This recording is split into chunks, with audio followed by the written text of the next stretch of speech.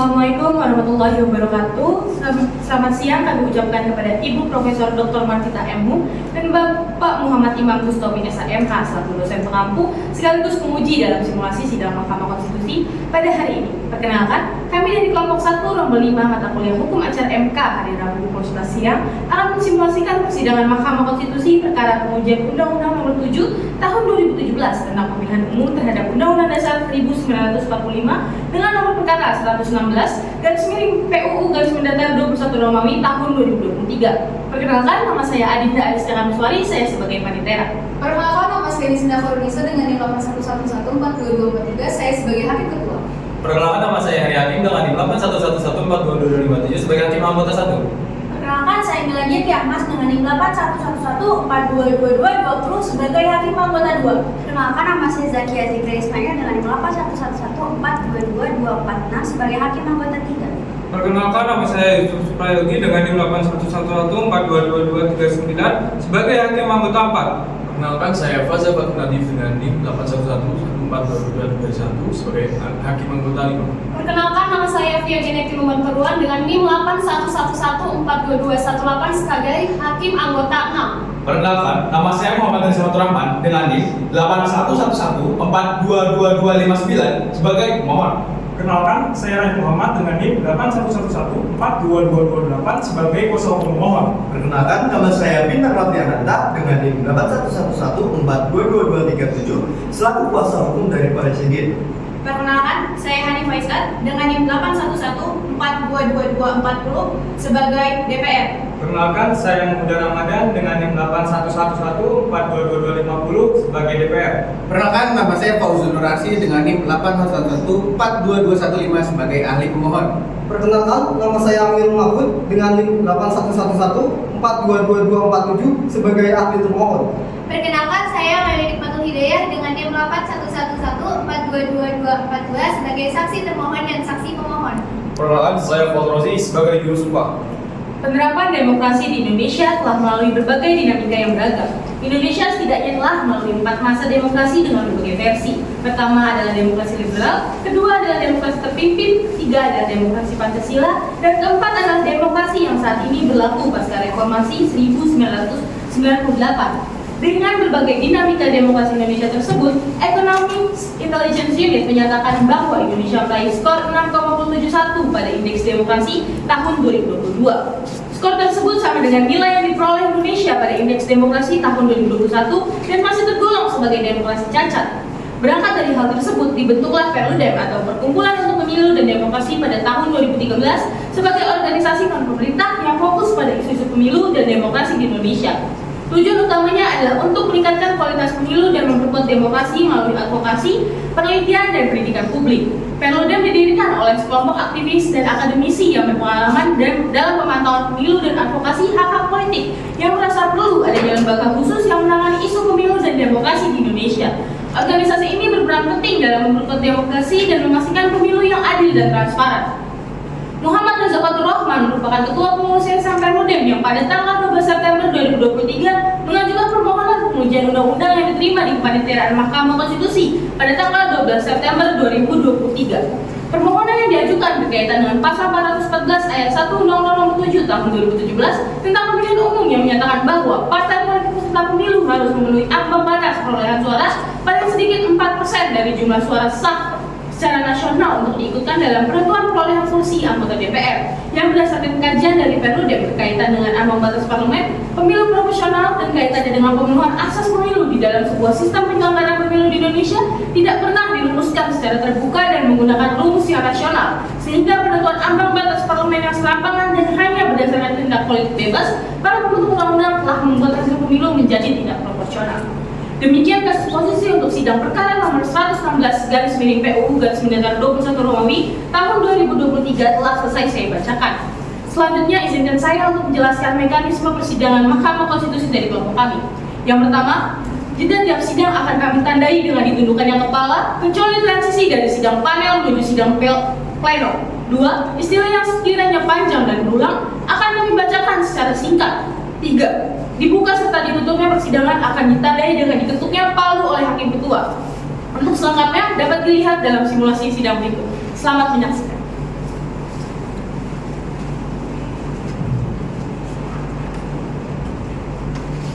Silakan masuk.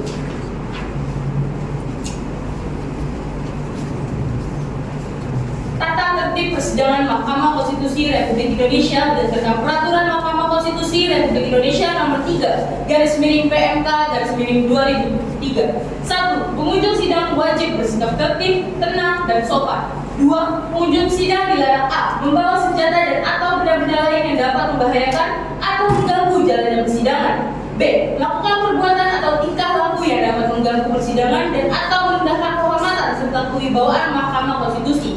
C. Merusak dan atau mengganggu fungsi sarana, prasarana, atau perlengkapan persidangan lainnya. D. Merendahkan martabat atau kehormatan hakim konstitusi dan atau petugas Mahkamah Konstitusi. E. Menghina pemohon atau kuasanya, termohon dan atau kuasanya, saksi dan ahli. 3. Larangan sebagaimana tersebut pada poin 2 juga berlaku bagi pemohon dan atau kuasanya, termohon dan atau kuasanya, saksi dan ahli. 4. Pemohon dan atau kuasanya, saksi, ahli, dan pengunjung sidang di halaman bentuk A menempati tempat duduk yang telah disediakan. B. Menunjukkan sikap hormat kepada Majelis Hakim Konstitusi. Sidang perkara nomor 116/PUU/21 Romawi tahun 2023 akan segera dimulai. Majelis Hakim panel dipersilakan memasuki ruangan persidangan. Para hadirin dipersilakan untuk berdiri.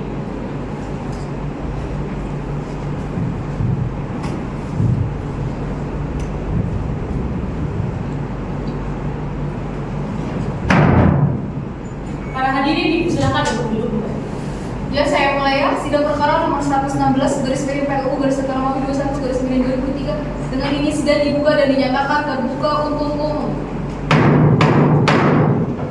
Ya, silakan siapa saja yang sudah ada di pelakon. Baik yang mulia, kami dari Yayasan Perudep hadir selaku pemohon yang mulia. Pertama-tama di sebelah saya ada Bapak Muhammad Reza Fatur Rahman selaku pemohon prinsipal yang mulia. Kemudian ada saya sendiri, Pak Muhammad selaku kuasa hukum pemohon yang mulia. Baik, terima kasih. Agenda persidangan kita pada hari ini adalah pemeriksaan pendahuluan dan berdasarkan permohonan yang Anda sudah berikan ke kami itu sudah diregistrasi dengan nomor 116/PUU/21/2003 ya. Untuk selanjutnya silakan saja karena pemohon sudah berulang mengajukan permohonan di MK, Anda langsung saja menyampaikan pokok permohonannya mulai dari kewenangan mahkamah itu tidak perlu karena sudah berulang. Lanjutkan nanti ke legal standing, alasan-alasan mengajukan permohonan, nanti terakhir di PPU. Silakan. Baik yang mulia. Majelis Hakim Mahkamah Konstitusi yang kami muliakan, saudara termohon yang kami hormati, serta hadirin sidang sekalian, dengan hormat yang berkata di bawah ini kami harus dibacakan yang mulia. Baik, selanjutnya disebut sebagai para pemohon. 1. Kewenangan Mahkamah Konstitusi, ini juga kami harus dibacakan yang mulia. Baik, selanjutnya kedudukan pemohon. Mohon maaf saya ulangi, kedudukan hukum legal standing pemohon yang mulia. Yang mulia, bahwa berdasar ketentuan pasal 51 ayat 1 UU MK Junto pasal 3 Peraturan MK nomor 6/PMK/2005 tentang pedoman beracara dalam perkara pengujian undang-undang dinyatakan bahwa pemohon adalah pihak yang menganggap hak dan atau kewenangan konstitusionalnya dirugikan oleh berlakunya undang-undang, yakni a. perorangan warga negara Indonesia, b. kesatuan masyarakat hukum adat sepanjang masa hidup dan sesuai dengan perkembangan masyarakat dan prinsip negara kesatuan Republik Indonesia yang diatur dalam undang-undang, c. badan hukum publik atau privat, d. lembaga negara. Yang mulia, pemohon badan hukum privat atau organisasi non pemerintah. Yang mulia, bahwa pemohon adalah organisasi non pemerintah atau lembaga swadaya masyarakat yang tumbuh dan berkembang secara swadaya atas kehendak dan keinginan sendiri di tengah masyarakat yang didirikan atas dasar kepedulian dan dalam rangka turut serta mewujudkan pemilu yang demokratis di Indonesia. Yang mulia, bahwa dasar dan kepentingan hukum pemohon adalah mengajukan pemohon pengujian undang-undang AKBO dapat dibuktikan dengan anggaran dasar dan atau akta pendirian pemohon. Dalam pasal 3 akta pendirian Yayasan Perudep nomor 279 tanggal 15 November 2011 disebutkan Perudep menjalankan kegiatan yang meliputi pengkajian mengenai pemilu dan demokrasi, memberikan pendidikan tentang pemilu dan demokrasi, memberikan pelatihan kepada masyarakat tentang pemilu dan demokrasi, serta melakukan pemantauan pemilu dan demokrasi. Yang mulia, bahwa di dalam pasal 16 angka 5 akta Yayasan Perudep menyebutkan pengurus berhak mewakili yayasan di dalam dan di luar pengadilan tentang segala hal dan dalam segala kejadian, dan bahwa berdasarkan penjelasan di atas mengenai kedudukan hukum, pemohon yakin bahwa pemohon memiliki dasar hukum yang sah untuk mengajukan permohonan ini ke Mahkamah Konstitusi. Yang mulia, selanjutnya norma-norma yang diajukan untuk diuji. A. Norma yang dimohonkan pengujian.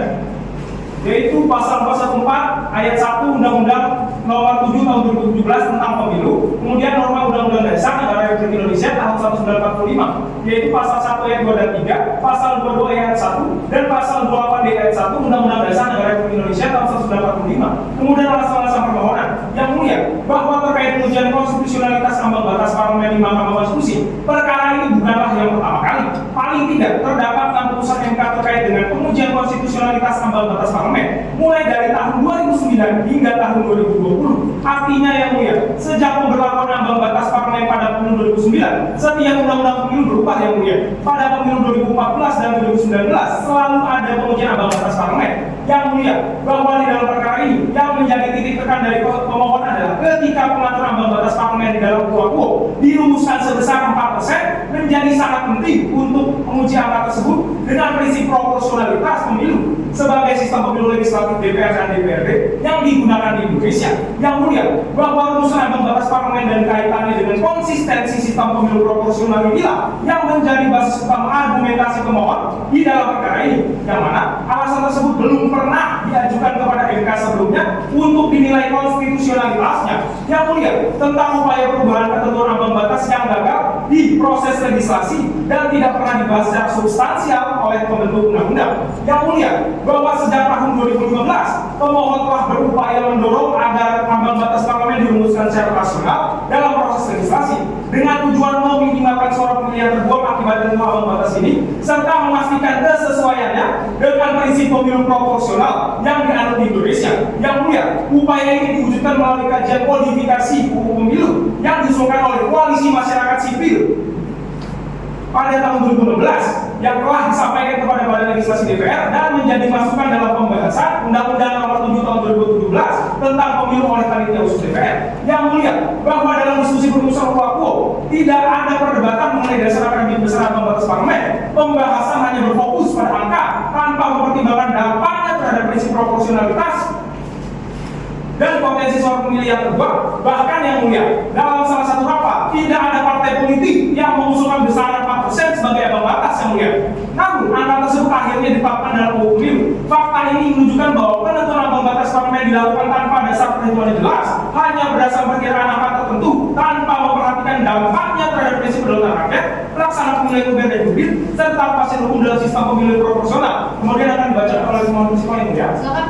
Baik, mohon disampaikan yang mulia tentang konsepsi menyederhanakan sistem kepartaian di Indonesia, bahwa definisi dan penjelasan mengenai sistem kepartaian banyak diungkapkan oleh ilmuwan politik. Stephen B. Walinets dalam studinya berjudul Party System and Party System Types menjelaskan ada 4 pendekatan dalam menjelaskan sistem kepartaian.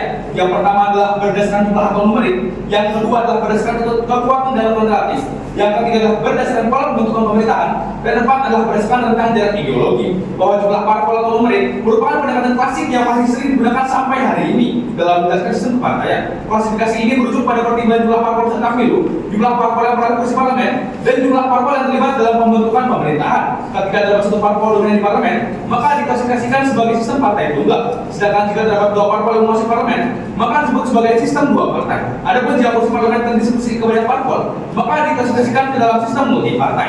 Bahwa jumlah parpol di parlemen bukan satu-satunya ukuran dalam klasifikasi sistem kepartaian. Jumlah kursi yang dimiliki oleh partai-partai juga penting, karena interaksi antar parpol dipengaruhi oleh konsentrasi kursi.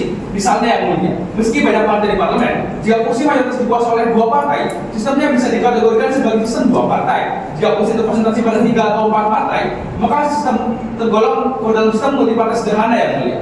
Tentang fakta ambang batas parlemen yang terus naik, tetapi gagal mengurangi jumlah partai politik di parlemen Indonesia. Bahwa jika tujuan ambang batas parlemen adalah menyederhanakan sistem kepartaian, hal ini tidak selalu berarti mengurangi jumlah parpol di DPR, melainkan lebih pada konsentrasi kursi pada beberapa parpol. Semakin terkonsentrasi kursi pada sedikit parpol, maka sistem kepartaian menjadi lebih sederhana. Sementara semakin tersebar, sistemnya semakin ekstrim. Konsentrasi kursi ini dapat diukur melalui indeks ENPP atau Effective Number of Parties in Parliament yang dirumuskan oleh Lakso yang tadi kira. Bahwa bagi jumlah parpol di DPR dan perolehan kursi masing-masing parpol, indeks NPPS pemilu DPR pasca Orde Baru adalah sebagai berikut: 1. Pemilu 1999 sebesar 4,7, 2. Pemilu 2014 sebesar 7,1, 3. Pemilu tahun 2009 sebesar 6,2, 4. Pemilu tahun 2014 sebesar 8,2, dan 5. Pemilu 2019 sebesar 7,5. Dengan kata lain, pemilu 1999 masuk sistem 5 parpol, pemilu 2004 masuk sistem 7 parpol, pemilu tahun 2009 masuk sistem 6 parpol, pemilu tahun 2014 masuk sistem 8 parpol, dan pemilu tahun 2019 masuk sistem 7 parpol. Itu artinya yang mulia, hanya pemilu 1999 yang masuk sistem pluralisme moderat atau multipartai sederhana, sedangkan pemilu berikutnya masuk sistem pluralisme ekstrim atau multipartai ekstrim. Bahwa dan fakta di atas yang mulia, jelaslah bahwa pembatas parlemen tidak cukup efektif dalam menegakkan sistem partai di Indonesia. Menariknya, jika melihat hasil dari pemilu DPR tahun 2009 yang sama sekali tidak menerapkan pembatas parlemen, justru masuk sistem multipartai sederhana. Sementara pada pemilu tahun 2009, 2014 dan 2016 yang masing-masing memasang pembatas parlemen pemilu DPR sebesar 2,5%, 3,5%, dan 4% masukkan sistem multipartai ekstrim. Selanjutnya akan dilakukan oleh kuasa hukum saya yang mulia. Ya, silakan. Baik, selanjutnya tentang hubungan ambang batas parlemen dengan sistem pemilu proporsional dan konsistensi kerangka hukum pemilu di Indonesia. Yang mulia, menurut para ahli, terdapat prinsip-prinsip utama dalam sistem pemilu proporsional yang perlu diperhatikan. Pertama yang mulia, negara yang menggunakan sistem ini harus memastikan agar persentase suara yang diperoleh parpol sesuai dengan persentase kursi yang diterima di parlemen. Misalnya yang mulia, jika sebuah parpol mendapatkan 10% suara, maka parpol tersebut juga seharusnya memperoleh 10% kursi di lembaga perwakilan yang mulia. Hal ini menjadi inti dari pemilu yang benar-benar proporsional.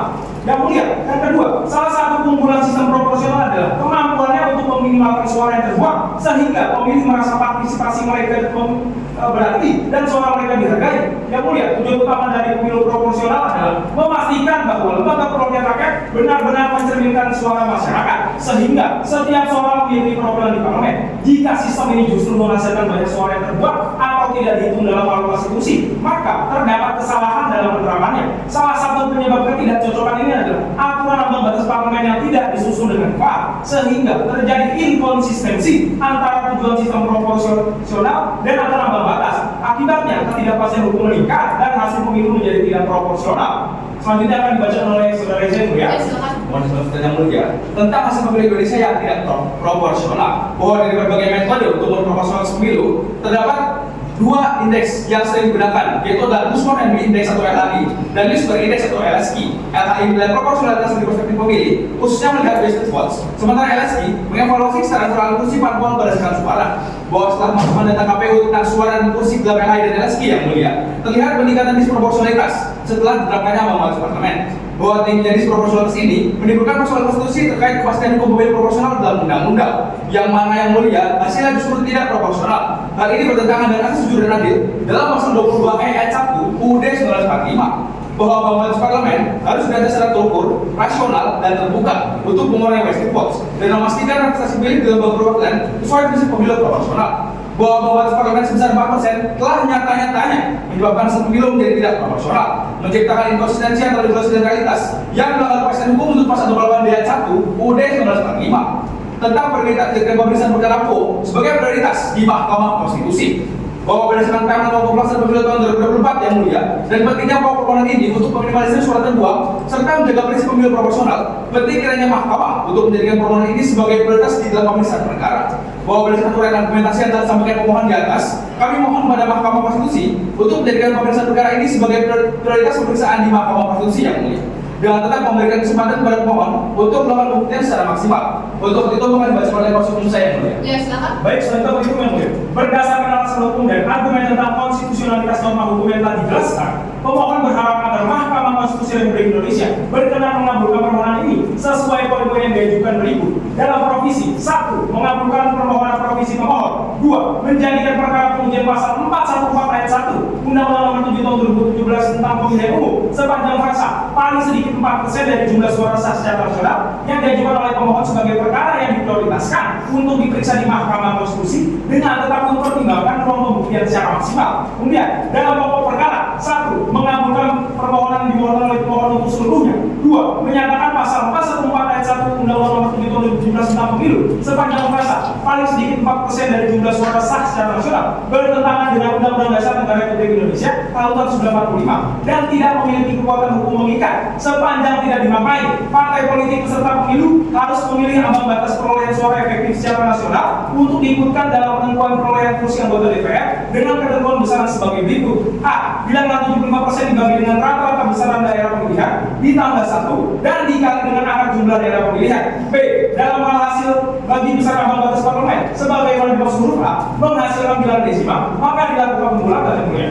3. Pemerintahan amar putusan Majelis Hakim Mahkamah Konstitusi Republik Indonesia untuk dimuat dalam berita negara atau apabila Majelis Hakim Mahkamah Konstitusi berpendapat lain, maka kami mohon putusan yang seadanya. Ex aquo et bono. Terima kasih yang mulia. Ya, terima kasih Pak Pemohon. Bacanya saja sudah pusing saya ini. Banyak banget formulanya. Nanti kita belajar matematika di sini ya, Pak Pemohon ya. Ini tadi dari yang saya lihat ini kan mengubah kalau yang kepada parliamentary threshold ya. Kalau dilihat di situ itu kan ada dua komponen yang menentukan dari tabel-tabel yang ada keluarkan ya. Yang pertama itu parliamentary threshold dan yang kedua itu jumlah partai politik peserta pemilu, dan Anda yang tidak menguraikan di sini itu di situ. Ini fokusnya ke soal parliamentary threshold saja. Ini kan dua-duanya berpengaruh kalau dari pemilu sebelumnya ya, dari angka-angka yang sudah kalian sodorkan itu. Itu komentar umum saja dulu, nanti akan didapatkan bahan oleh Prof. Hedi dan Prof. Silakan, Prof. Terima kasih yang mulai utama pada Prof. Yang luar biasa. Perkara nomor 119 ini objek pemilihan adalah pasal 114 ayat 1 Undang-Undang Nomor 7 Tahun 2017 tentang pemilu ya. Inti persoalan dalam permohonan ini berdasarkan halaman 30 dan 107 mengarah pada pertanyaan tentang dasar perumusan ambang batas parlemen sebesar 4% dari total suara sah serta jenis perhitungan digunakan untuk menetapkannya. Pemohon tadi mempertanyakan transparansi dan partisipasi publik dalam proses tersebut ya. Mengingat putusan MK nomor 55 tahun 2019 dan putusan terbaru nomor 114 tahun 2022 menegaskan pentingnya keterbukaan dan keterlibatan publik dalam pembahasan undang-undang pemilu. Hal ini menimbulkan pertanyaan mengenai latar belakang yang mendasari penetapan angka 4% sebagai ambang batas.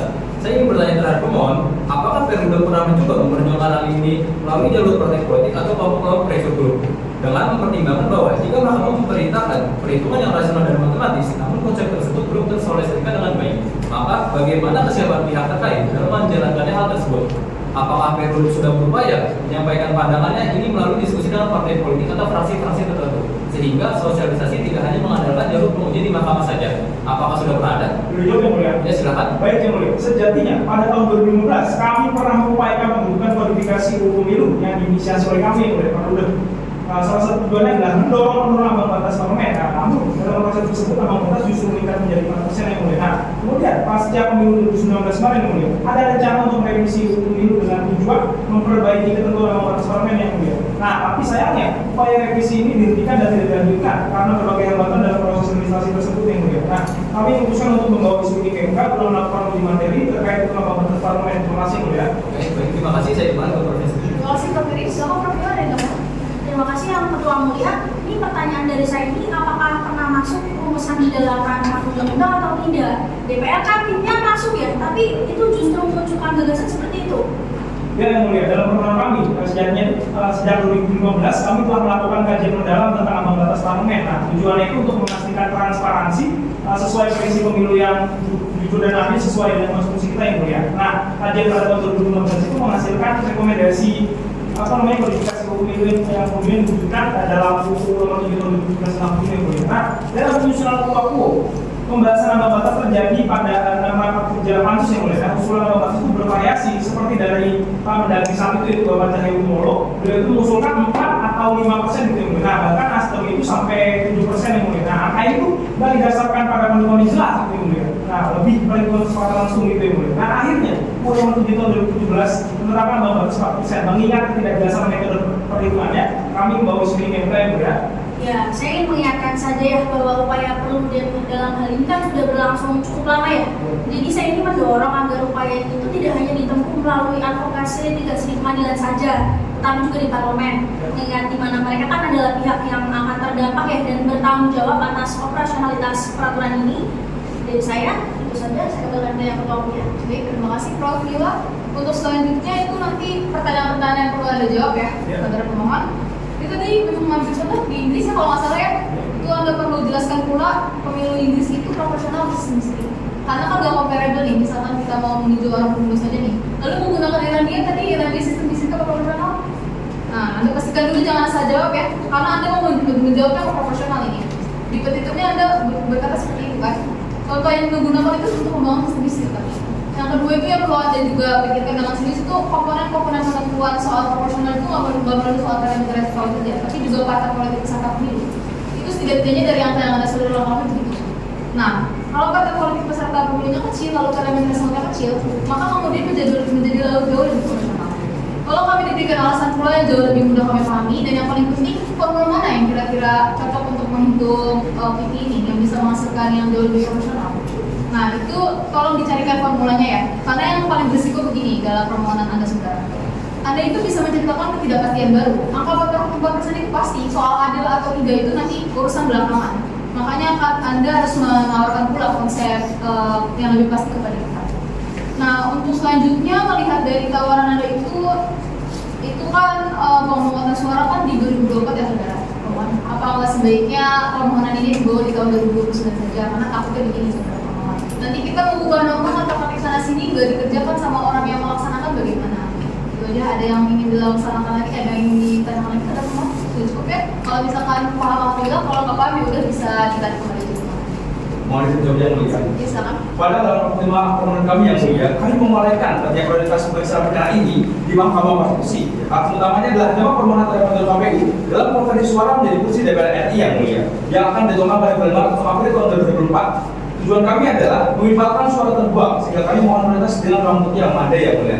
Sebagai contoh, pada pilpres tahun 2022 menunjukkan bahwa komisi pengambilan keputusan lebih dipengaruhi oleh konsentrasi kursi di partai utama yang mulia, bukan hanya jumlah parpol. Kemudian pada halaman 32 permohonan kami yang mulia, kami membuat simulasi yang menunjukkan bahwa mereka membuat suplemen berkaitan jumlah suara terbuang yang mana membuat pemilu kurang proporsional yang mulia. Baik, itu di mana ditambahkan di mana itu? Faktor itu kan gak tunggal kan? Ada yang namanya juga partai politik peserta pemilu itu kan dengan di tahun mana? 2009 kan? Itu di 2,5%, 4% kan? Iya ya. Nah itu lebih terbuka dia apa di 2009 kan? Iya betul yang mulia. Karena membahas soalnya itu Satu pertanyaan itu faktor jumlah partai politik itu di mana Anda lokasi? Faktor yang partai politik berubah itu kita belum masukkan yang mulia dalam simulasi. Karena itu nanti akan berpengaruh juga terhadap perolehan suaranya. Baik, ini nanti diharuskan belajar formula yang kita sudah mohon ya. Tapi kalau hakim suruh kayak begini, pening juga kalau kita ini. Harusnya kan diskusi seperti ini dibawa ke DPR aja. Nanti kalau DPR bisa baru ke mahkamah. Sepertinya cukup dari saya. Ada yang mau ditambahkan lagi? Belum lagi? Cukup ya Prof. Hedi? Cukup. Kalau nggak ada yang mau ditambahkan lagi, kita sahkan bukti ya. Saudara pemohon, Anda mengajukan bukti P1 sampai P9? Kita verifikasi, kita sahkan. Dengan demikian, tidak ada lagi yang mau ditambahkan. Nanti permohonan saudara ini akan kami sampaikan ke RPH. Dari RPH akan memutuskan menggunakan sidang panel atau panel. Untuk selanjutnya kata aja pula berubah matematika sini ya. Nah nanti akan kami kabari pula kepada saudara diputuskan di RPH ya nanti ya.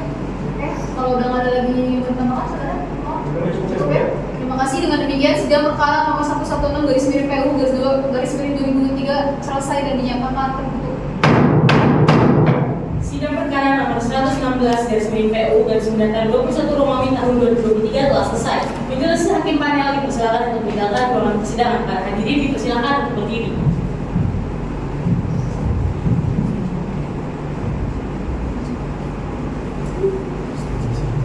Sidang perkara nomor 116/PU/21 Romawi tahun 2023 akan segera dimulai. Majelis Hakim Pleno dipersilakan memasuki ruangan persidangan. Para hadirin dipersilakan untuk berdiri.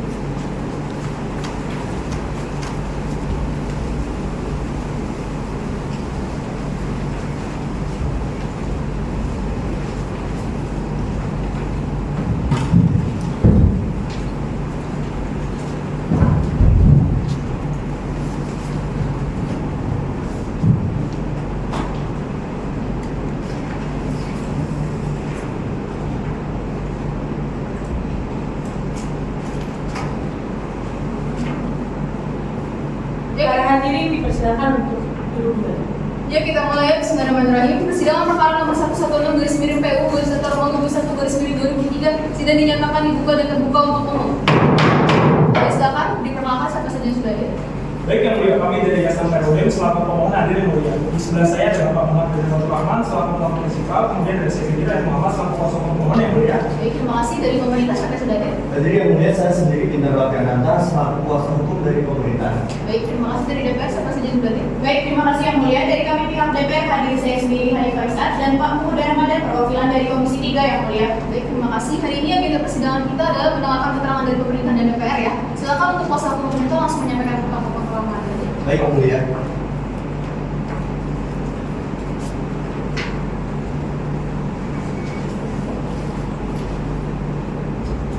Bismillahirrahmanirrahim. Assalamualaikum warahmatullahi wabarakatuh. Selamat siang, salam sejahtera untuk kita semua. Salam, Om Swastiastu, Namo Buddhaya, salam kebajikan, rahayu, rahayu, rahayu. Hadirin sekalian yang saya hormati, yang Mahkamah Konstitusi serta yang saya hormati para pemohon pengujian undang-undang dan anggota DPR yang hadir dalam persidangan ini. Hadirin sekalian yang saya hormati, izinkan saya Bintang Ananta selaku Kepala Badan Strategi Kebijakan Dalam Negeri dan dalam kapasitas ini bertindak sebagai kuasa hukum Presiden dan selanjutnya disebut sebagai pemerintah untuk membacakan keterangan pemerintah atas permohonan pengujian Undang-Undang Dasar Undang-Undang Republik Indonesia Nomor 7 Tahun 2017 tentang Pemilihan Umum terhadap Undang-Undang Dasar Negara Republik Indonesia Tahun 1945. Dengan hormat yang mulia Ketua dan anggota Majelis Hakim Mahkamah Konstitusi, saya Bintang Ananta, Kepala Badan Strategi Kebijakan Dalam Negeri dan dalam kapasitas ini bertindak untuk dan atas nama Presiden Republik Indonesia yang selanjutnya disebut sebagai pemerintah untuk menyampaikan keterangan baik secara lisan maupun tertulis yang merupakan satu kesatuan utuh dan tidak dapat terpisahkan atas permohonan pengujian materi pasal 414 ayat 1 Undang-Undang Nomor 7 Tahun 2017 tentang Pemilihan Umum terhadap Undang-Undang Dasar Negara Republik Indonesia Tahun 1945 yang terdapat dalam perkara nomor 116 garis miring PUU garis datar 21 garis miring 2023. Selanjutnya, perkenankan pemerintah untuk menyampaikan keterangan sebagai berikut. Pertama, bahwa pasal 1 ayat 2 Undang-Undang Dasar Negara 1945 menyatakan bahwa kedaulatan berada di tangan rakyat dan dilaksanakan menurut Undang-Undang Dasar, dan dalam mewujudkan kedaulatan rakyat tersebut diperlukan lembaga kedaulatan rakyat yaitu DPR. Adapun eksistensi dari Undang-Undang Nomor 7 Tahun 2017 bertujuan agar calon anggota DPR dapat memaksimalkan pendekatan dan penyampaian visi dan misi kepada pemilih serta mendorong partai politik untuk mengajukan kader terbaik yang mampu menyelenggarakan pemerintahan dan ketatanegaraan sesuai dengan nilai-nilai Pancasila. Kedua, bahwa penerapan ambang batas parlemen atau parliamentary threshold merupakan instrumen penyederhanaan sistem kepartaian guna menciptakan stabilitas politik. Adapun ambang batas ini mendorong peningkatan kinerja anggota parlemen dan partai politik. Selain itu, ambang batas ini berfungsi untuk meningkatkan kualitas partai politik dan anggota parlemen sehingga kebijakan yang dihasilkan lebih berintegritas dan mencerminkan aspirasi rakyat. Ketiga, bahwa ambang batas parlemen yang ditetapkan pada angka 4% merupakan hasil dari pembahasan komprehensif dalam pembentukan Undang-Undang Nomor 7 Tahun 2017. Hal tersebut juga terjadi pada pembahasan terkait dengan sistem pemilu proporsional, alokasi kursi per daerah pemilihan, dan metode konversi suara ke kursi yang bertujuan untuk menyederhanakan sistem kepartaian dan meningkatkan efektivitas parlemen.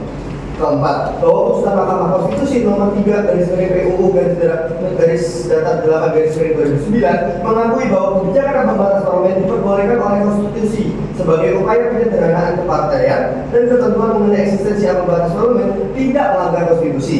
Kelima, bahwa putusan Mahkamah Konstitusi nomor 52 garis miring PUU garis datar 10 garis miring 2012 menetapkan bahwa ambang batas parlemen sebesar 3,5% sebagaimana diatur dalam pasal 208 Undang-Undang Nomor 8 Tahun 2012 hanya berlaku untuk DPR RI dan tidak memiliki akibat hukum pada DPRD.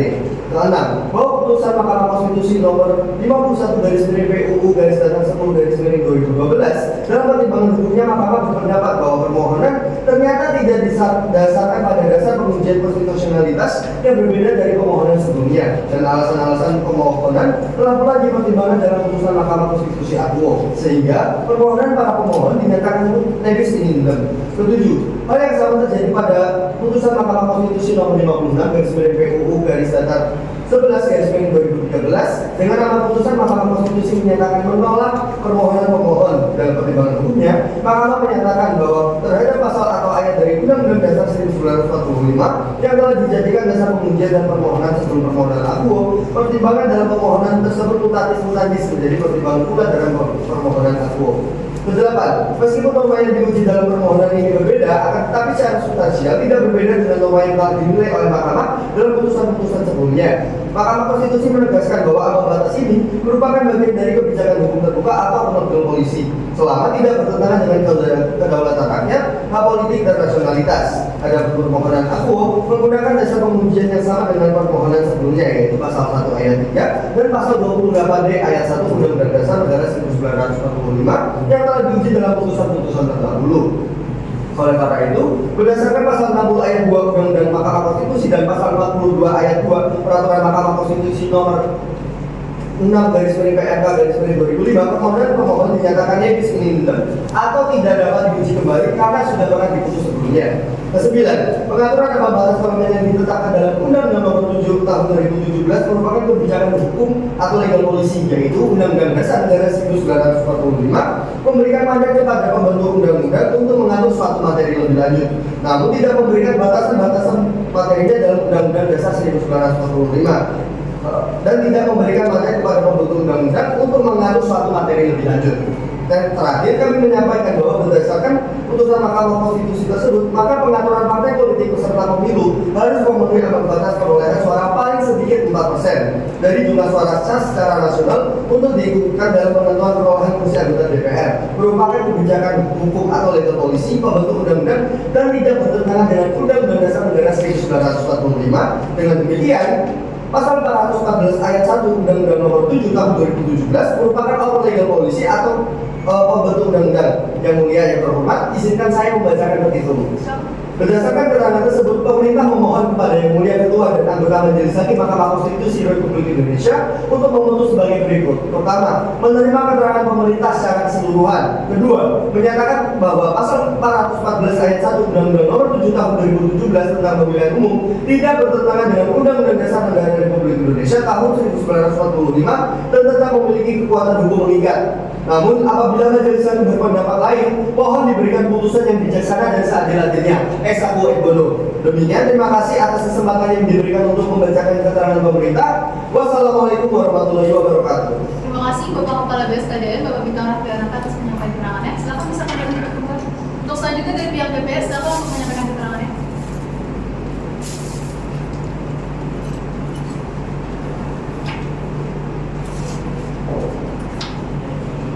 Baik, sebelumnya terima kasih Yang Mulia atas kesempatannya. Sebelumnya mohon izin juga Yang Mulia, keterangan akan disampaikan secara bergantian oleh saya sendiri dan Pak Huda. Silakan. Assalamualaikum warahmatullahi wabarakatuh. Selamat siang, salam sejahtera untuk kita semua. Shalom, Om Swastiastu, Namo Buddhaya, salam kebajikan, rahayu.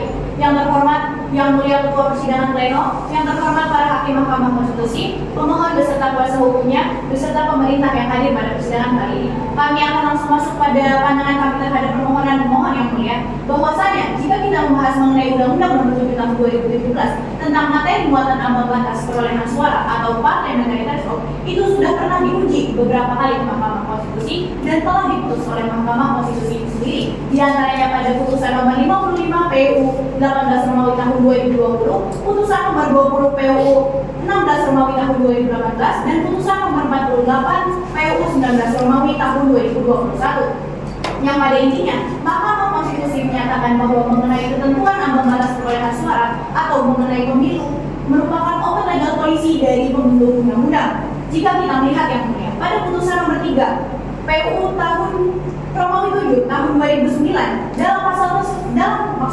dalam putusan tersebut, Mahkamah Konstitusi menggunakan pasal 22E Undang-Undang Dasar Negara Republik Indonesia tahun 1945 sebagai rambu-rambu konstitusi dalam pemilu. Di antaranya adalah yang pertama, pemilu yang dilakukan secara periodik; yang kedua, asas pemilu yang bersifat langsung, umum, bebas, rahasia, jujur, dan adil; yang ketiga, tujuan pemilu adalah untuk memilih anggota DPR, DPD, DPRD, pemerintah, dan wakil pemerintah; yang keempat, peserta pemilu merupakan partai politik untuk memilih anggota DPR dan DPRD, sedangkan untuk memilih anggota DPD adalah perseorangan; dan yang terakhir adalah penyelenggara pemilu yang bersifat nasional. Oleh karena itu Yang Mulia, keberadaan pasal sama sekali tidak menghalangi ataupun merugikan hak konstitusional pemohon sebagai partai politik untuk mengikuti penyelenggaraan pemilu.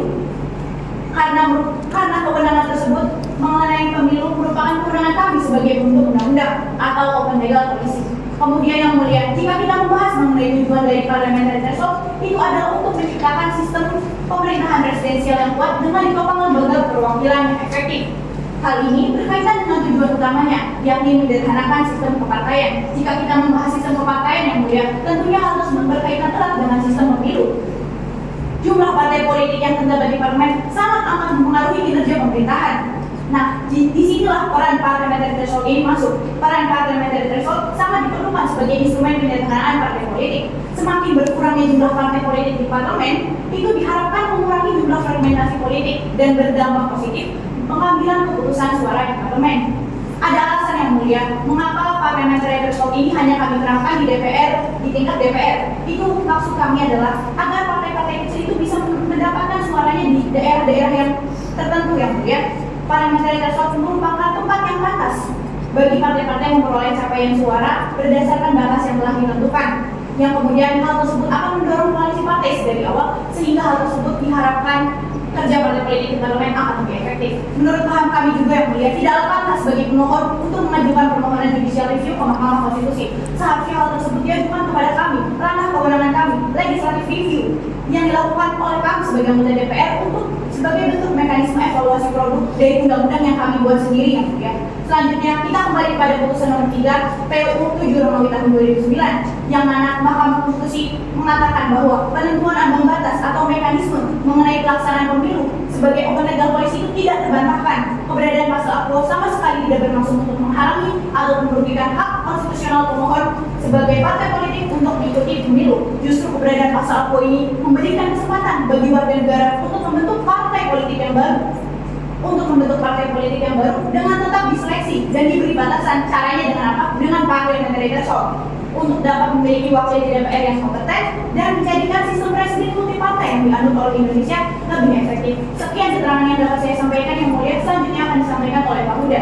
Ya, silakan.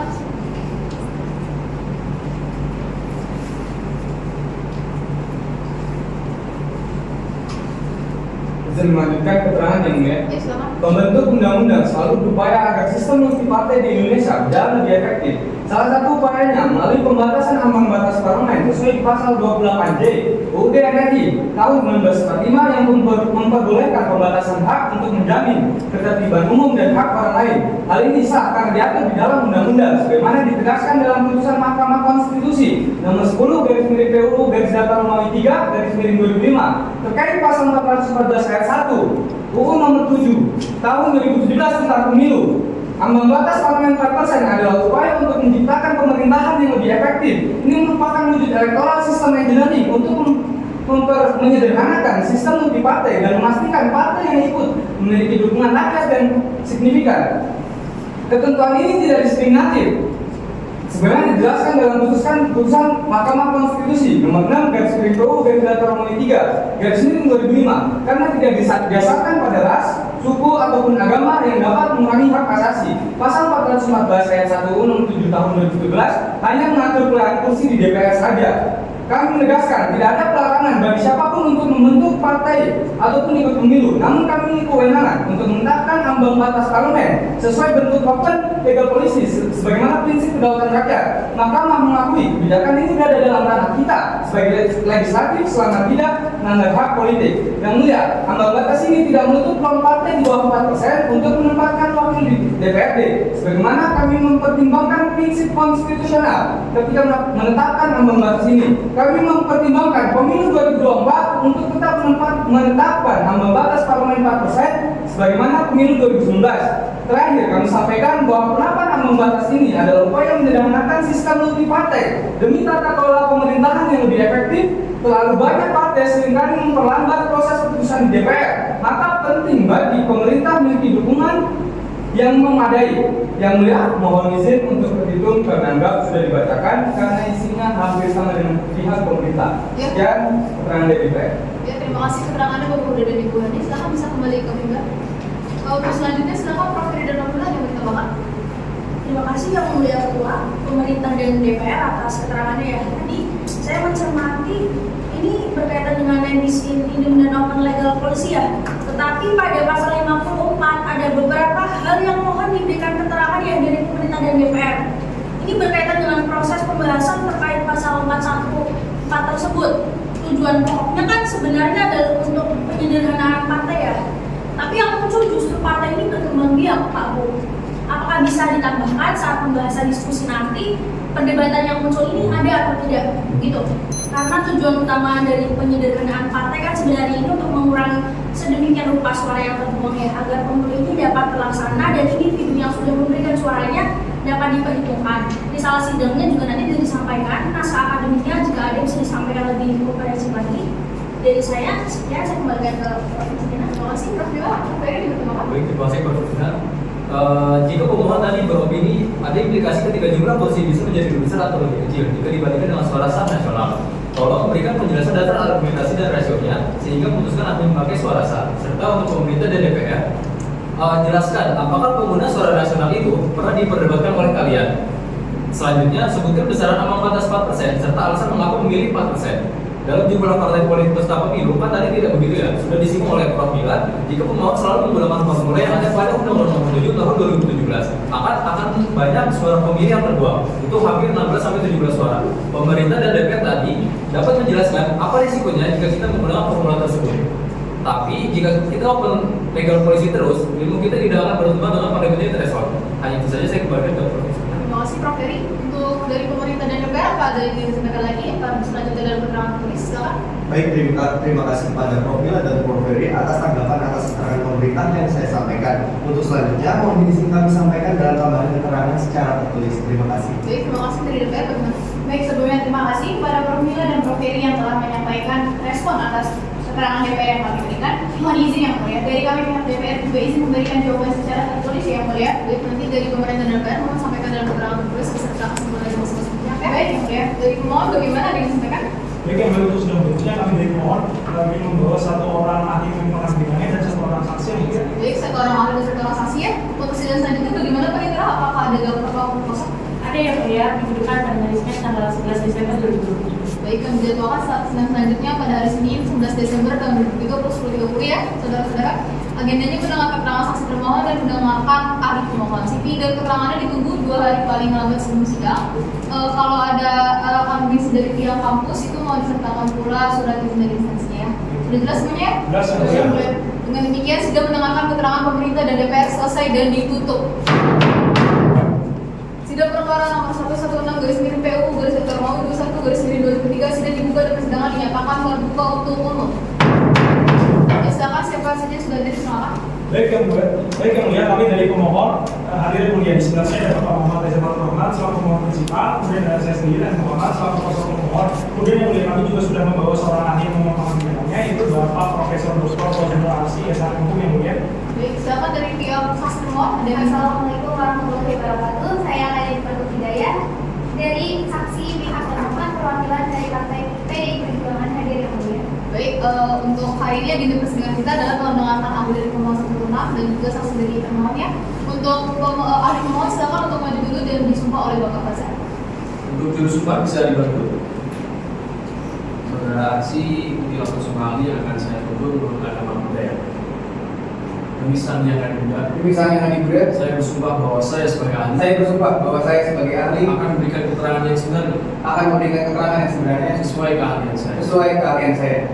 Baik, oke, silakan kembali ke tempat. Untuk pemeriksaan ini bisa dibantu oleh Profesor K. Silakan. Terima kasih yang mulai berdua. Oke, silakan. Pak sebenarnya kita akan dimulai. Kalau bisa waktunya saya efektif mungkin ya Pak. Silakan.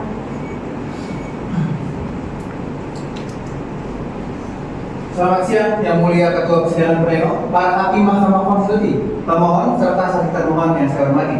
Pada kesempatan ini saya ingin menyampaikan pandangan saya terkait isu ambang batas parlemen yang diperdebatkan pada perkara ini. Sebagai ahli hukum dan politik, saya melihat bahwa ambang batas parlemen ini merupakan komponen penting dalam mengaruhi keputusan parlemen atau proporsionalitas hasil pemilu kita.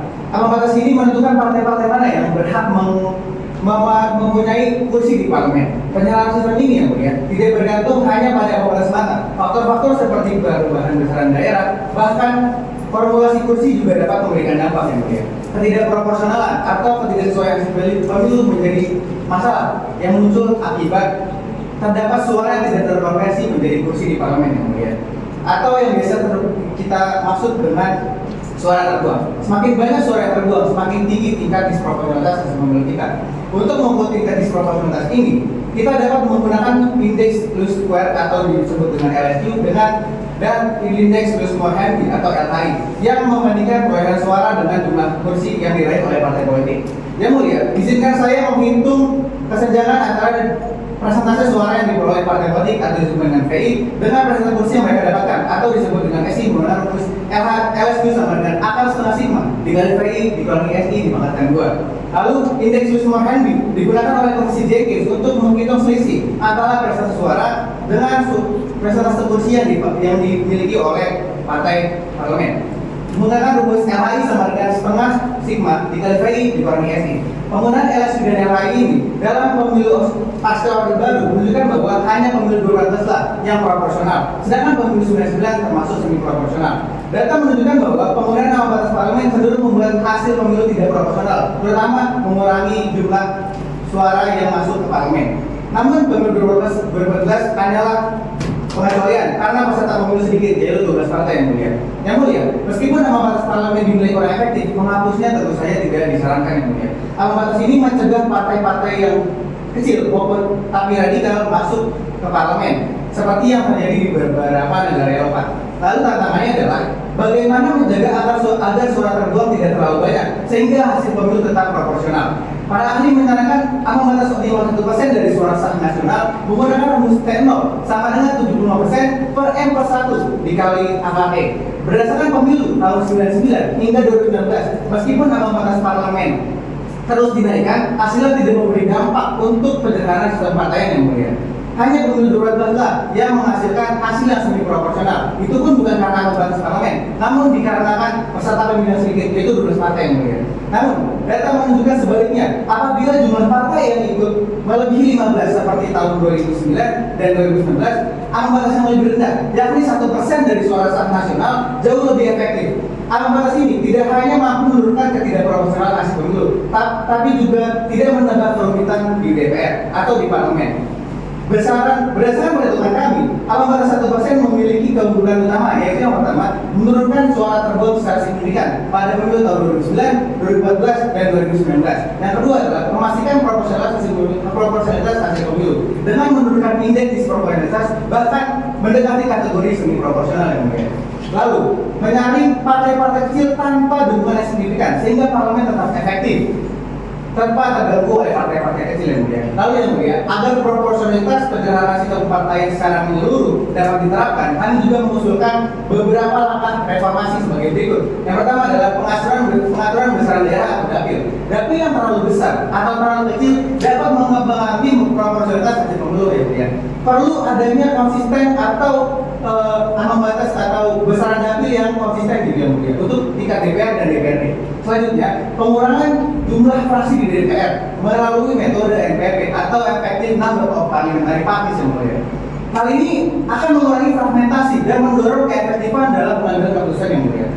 Struktur fraksi yang lebih sederhana seperti pro pemerintah, netral, dan oposisi dapat dipertimbangkan yang mulia. Kemudian yang mulia, ambang batas 1% ini adalah solusi optimal dalam yang diambil gitu ya mulia. Dengan ambang batas ini, pengurangan proporsionalitas hasil pemilu akan tetap terjaga, suara terbuang akan berkurang, serta sistem kepartaian tidak menjadi ekstrim atau terfragmentasi yang mulia. Saya yakin dengan langkah ini, pemilu di Indonesia akan lebih adil, substantif, dan proporsional yang mulia. Lalu, tugas besar Mahkamah Konstitusi adalah menjaga keseimbangan antara keadilan substantif dan penyederhanaan sistem yang mulia. Dan saya yakin memutuskan ambang batas 1% ini akan menjadi langkah yang monumental untuk menuju demokrasi yang lebih sehat yang mulia. Terima kasih atas perhatiannya. Semoga pandangan ini bermanfaat bagi kita semua yang mulia. Baik, terima kasih Pak Arsyad penyampaiannya. Sekarang dari pihak pemerintah mungkin ada yang ingin mencoba pertanyaan. Mohon pertanyaan sudah jelas dan tanyakan kembali ya. Silakan. Baik yang mulia, terima kasih sebanyak-banyaknya atas kesempatan yang diberikan. Kami ada beberapa pertanyaan kepada para ahli. Pertanyaannya adalah, jika konsep ini adalah konsep mengenai perubahan sistem, maka sebenarnya siapa yang bisa mengukur dan mempertimbangkan hal ini sebagai suatu kebijakan? Apakah ini arahnya ke DPR sebagai pembentuk undang-undang atau arahnya malah ke MK? Maksudnya lebih baik diselenggarakan oleh DPR atau malah ke MK?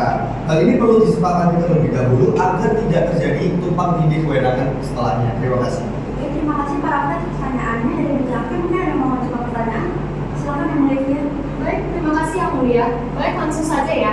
Tadi disebutkan bahwa rumus ambang batas efektif tersebut menghasilkan besaran angka yang optimal yaitu 1%. Pertanyaannya adalah, apakah rumus ambang batas tersebut efektif bisa diterapkan di DPRD provinsi maupun DPRD kabupaten? Saya kira itu saja pertanyaannya. Terima kasih. Baik, Pak Arsyad silakan menjawab. Oke, terima kasih atas pertanyaan yang mulia. Izinkan saya menjawab pertanyaan tersebut secara bersama yang mulia. Yang mulia, saya ingin menegaskan bahwa Mahkamah Konstitusi adalah lembaga yang tepat untuk menyelesaikan isu ini yang mulia. Mengapa demikian? Karena MK telah terbukti dalam sejarahnya memiliki keberanian untuk mengambil keputusan yang bersifat judicial activism, bahkan dalam situasi yang kontroversial. Sebagai contoh, MK pernah memutus yang pada waktu itu membolehkan masyarakat boleh memilih walaupun tidak terdaftar di DPRD atau daftar pemilih tetap. Keputusan ini menunjukkan bahwa MK berani mendobrak kebutuhan hukum demi memberikan keadilan substantif bagi masyarakat yang mulia. Ini pertanyaannya adalah, apakah MK harus kembali mengambil keputusan yang seberani itu yang mulia? Saya sepenuhnya memahami bahwa keputusan ini merupakan subjek kritik masyarakat luas yang mulia. Namun, kritik tersebut dapat digunakan apabila MK memutus melalui pagar-pagar atau koridor hukum yang jelas untuk membantu undang-undang. Koridor hukum tersebut misalnya besaran daerah pemilihan, jumlah kursi dapil, atau formulasi proporsionalitas. Dengan demikian, koridor hukum ini, MK tidak hanya menyelesaikan perkara pada saat ini, tetapi juga memberikan panduan untuk membentuk undang-undang secara konkret agar tidak lagi melenceng di masa depan. Lalu, jika pagar-pagar ini dilanggar kembali, maka jawabannya adalah menguji ulang di MK yang mulia. Namun, inilah bagian dari tanggung jawab atau resiko jabatan sebagai penjaga keadilan konstitusi. Saya yakin demi keadilan dan kebenaran bersama, MK akan berani mengambil langkah yang diperlukan. Lalu pertanyaan kedua adalah, apakah rumusan tersebut bisa diterapkan di semua level parlemen, termasuk DPRD provinsi, kabupaten, dan kota? Jawabannya adalah bisa dan sangat mungkin yang mulia. Mengapa? Karena variabel yang dihitung jelas, mulai dan bersifat universal dan berlaku di semua tingkat parlemen. Variabel tersebut termasuk yang pertama adalah daerah pemilihan, jumlah daerah pemilihan, bahkan jumlah kursi di parlemen. Jika semua variabel tersebut sudah secara transparan dan akurat, maka satu formulasi yang tadi yang sama dapat diterapkan di DPR, DPRD, bahkan DPRD kabupaten, bahkan kota. Kemudian sejauh yang kami ikuti diskusi ini yang mulia, pembahasan mengenai undang-undang ini baik akademisi maupun teman-teman politik macam ini ya, selalu bertanya sebetulnya angka 4% ini didapat dari mana?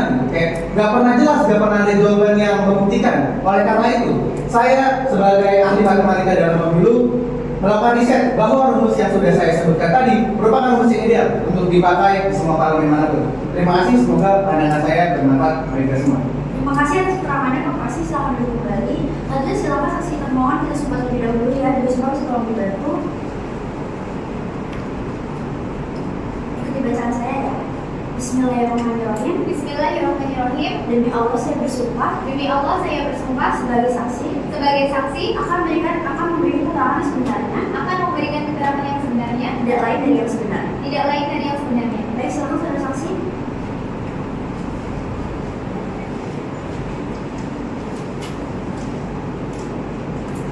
Terima kasih atas kesempatannya yang mulia. Di sini saya akan menyampaikan kesaksian saya sebagai anggota DPR RI yang berserta dalam pembuatan undang-undang tersebut. Nah, perlu kita ketahui bersama bahwa proses legislasi ambang batas parlemen ini ditetapkan sebagai proses penting dalam pembuatan kebijakan. Karena melalui perdebatan ini, wakil rakyat bisa mempertimbangkan berbagai perspektif sebelum membuat keputusan. Nah, gampangnya, ketika terlalu ada banyak orang dalam satu ruangan, sulit bagi semua anggota untuk berbicara, saling mengenal, dan mendengarkan pendapat satu sama lain. Hal ini tentu akan mengurangi kesempatan bagi perdebatan yang mendalam atau penyelesaian masalah secara kolektif. Nah, dalam praktiknya sendiri, partai dengan perolehan suara kecil di parlemen ini terkadang tidak efektif ketika diperlukan pengambilan keputusan yang besar, seperti eksistensi dari Partai Hanura pada tahun 2014 sampai 2019 yang seringkali menunjukkan penolakan terhadap pengesahan rancangan Perpu, sehingga lambatnya proses penciptaan pengaturan hukum seringkali memicu ketidakpastian hukum di masyarakat. Begitu juga dengan eksistensi dari Partai PKS yang seringkali melakukan penolakan putusan dari partai mayoritas tanpa alasan yang rasional, meskipun rancangan Perpu tersebut telah dilandaskan pada kajian yang komprehensif.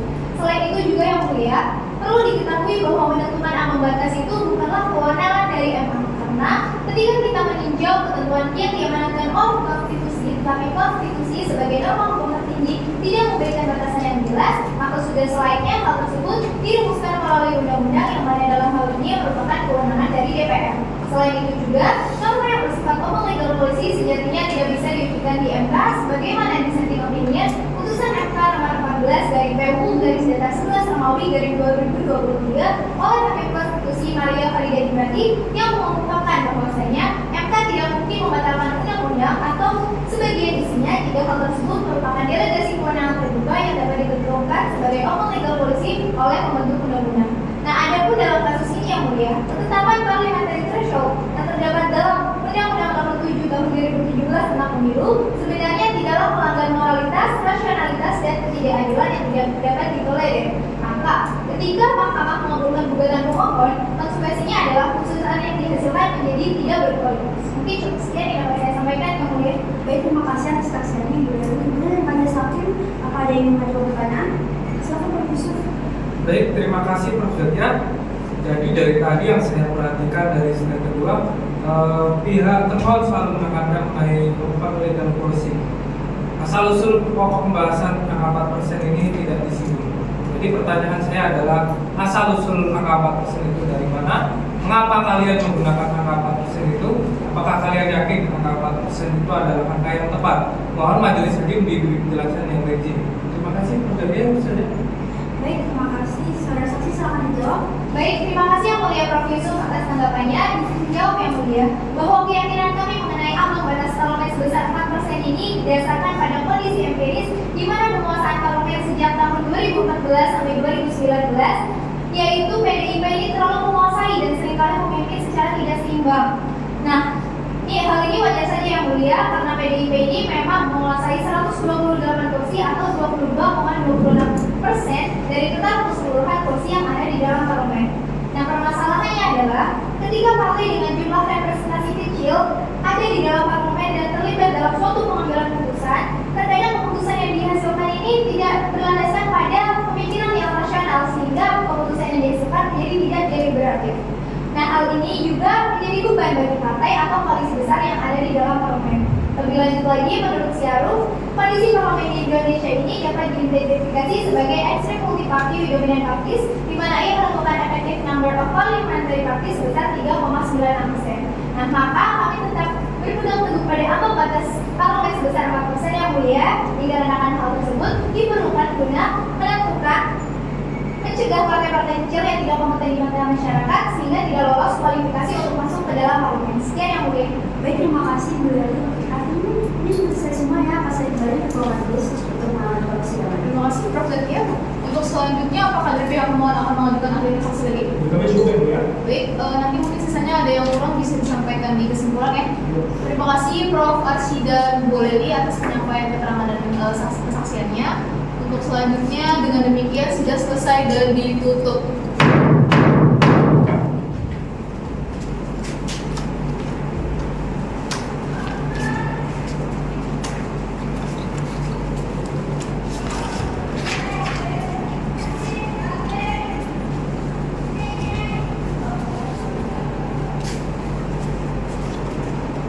Sidang perkara nomor 116/PU/2021 dibuka dan dinyatakan terbuka untuk umum. Assalamualaikum warahmatullahi wabarakatuh. Selamat siang semuanya. Silakan agenda sidang pada kali ini adalah mendengarkan keterangan ahli pemohon dan juga saksi pemohon. Siapa saja sudah hadir? Bisa dipanggil. Baik, terima kasih Yang Mulia Prof. Rina. Untuk mulai waktu, apakah dari kamu mau hadir? Baik, Yang Mulia Menteri mohon hadir dari presidensial dan Bapak Menteri Pertama selaku prinsipal dan ada Sekjen dan Bapak selaku kuasa hukum kami Yang Mulia. Baik, terima kasih. Untuk dari pihak pemerintah sendiri yang hadir kopi siapa? Saya hadir Yang Mulia Bintang Raffiananta selaku kuasa hukum dari pemerintah. Baik, terima kasih. Untuk dari DPR sendiri siapa yang mau hadir? Baik, terima kasih Yang Mulia. Dari kami pihak DPR hadir saya sendiri Haji Faisal dan Pak Muda Ramadan dari Komisi 3 Yang Mulia. Oke, baik, terima kasih. Untuk dari ahli termohon dan saksi pemohon siapa saja yang hadir? Saya Amirul Mahmud hadir di sini sebagai ahli termohon Yang Mulia. Saya sebagai saksi dari pihak pemohon hadir Yang Mulia. Baik, terima kasih. Saya kembali ke Prof. Rina. Terima kasih Prof. Heri. Selanjutnya langsung saja untuk saksi termohon dan ahli termohon untuk diambil semua terbaru dulu dibantu oleh Prof. Yusuf. Silakan, Prof. Baik, terima kasih Yang Mulia Ketua. Prof. Amirul Mahmud silakan maju ke depan. Untuk jurusumbat bisa tolong dibantu. Untuk ahli termohon Prof. Amirul Mahmud, ikutilah langkah yang saya tunjukkan. Bismillahirrahmanirrahim. Bismillahirrahmanirrahim. Demi Allah, Demi Allah, saya bersumpah sebagai ahli saya bersumpah sebagai ahli akan memberikan keterangan yang sebenarnya akan memberikan keterangan yang sebenarnya sesuai dengan keahlian saya. sesuai dengan keahlian saya. Terima kasih, mohon bisa kembali ke tempat. Selanjutnya kepada Ibu Laili Limatus sebagai saksi dari pemohon bisa maju ke depan. Ikuti lafal yang saya tunjukkan. Bismillahirrahmanirrahim. Bismillahirrahmanirrahim. Demi Allah, Demi Allah, saya bersumpah sebagai saksi saya bersumpah sebagai saksi akan memberikan keterangan yang sebenarnya, akan memberikan keterangan yang sebenarnya, tidak lain dari yang sebenarnya. tidak lain dari yang sebenarnya. Baik, kepada Ibu Laili silakan menuju ke mimbar untuk bersumpah bisa kembali ke tempat. Terima kasih, saya kembalikan kepada Yang Mulia Ketua. Ya, terima kasih. Silakan untuk saudara saksi termohon dipersilakan untuk memarah keterangannya. Waktunya di sekitar 10 menit ya. Silakan. Baik, Assalamualaikum warahmatullahi wabarakatuh. Selamat pagi yang mulia dan para pihak yang sudah hadir pada hari ini. Mohon izin yang mulia, saya mulai ya bahwa saya saksi adalah calon anggota legislatif DPR RI daerah pemilihan DKI Jakarta 2 dari Partai Perindo pada pemilu legislatif tahun 2019. Saya sendiri merasa dirugikan dengan ketentuan yang ada dalam pasal 414 ayat 1 Undang-Undang Nomor 7 Tahun 2017 tentang Pemilu yang menyatakan bahwa partai politik peserta pemilu harus memenuhi ambang batas perolehan suara paling sedikit 4% dari jumlah suara sah secara nasional untuk diikutkan dalam penentuan perolehan kursi anggota DPR. Karena menurut saya, ketentuan ambang batas dalam pasal tersebut menghalangi partisipasi dari partai-partai kecil dan partai-partai yang baru terbentuk. Saya sendiri telah melalui berbagai tahapan seleksi yang diselenggarakan oleh Partai Perindo untuk memilih bakal calon legislatif pada pemilu legislatif tahun 2019.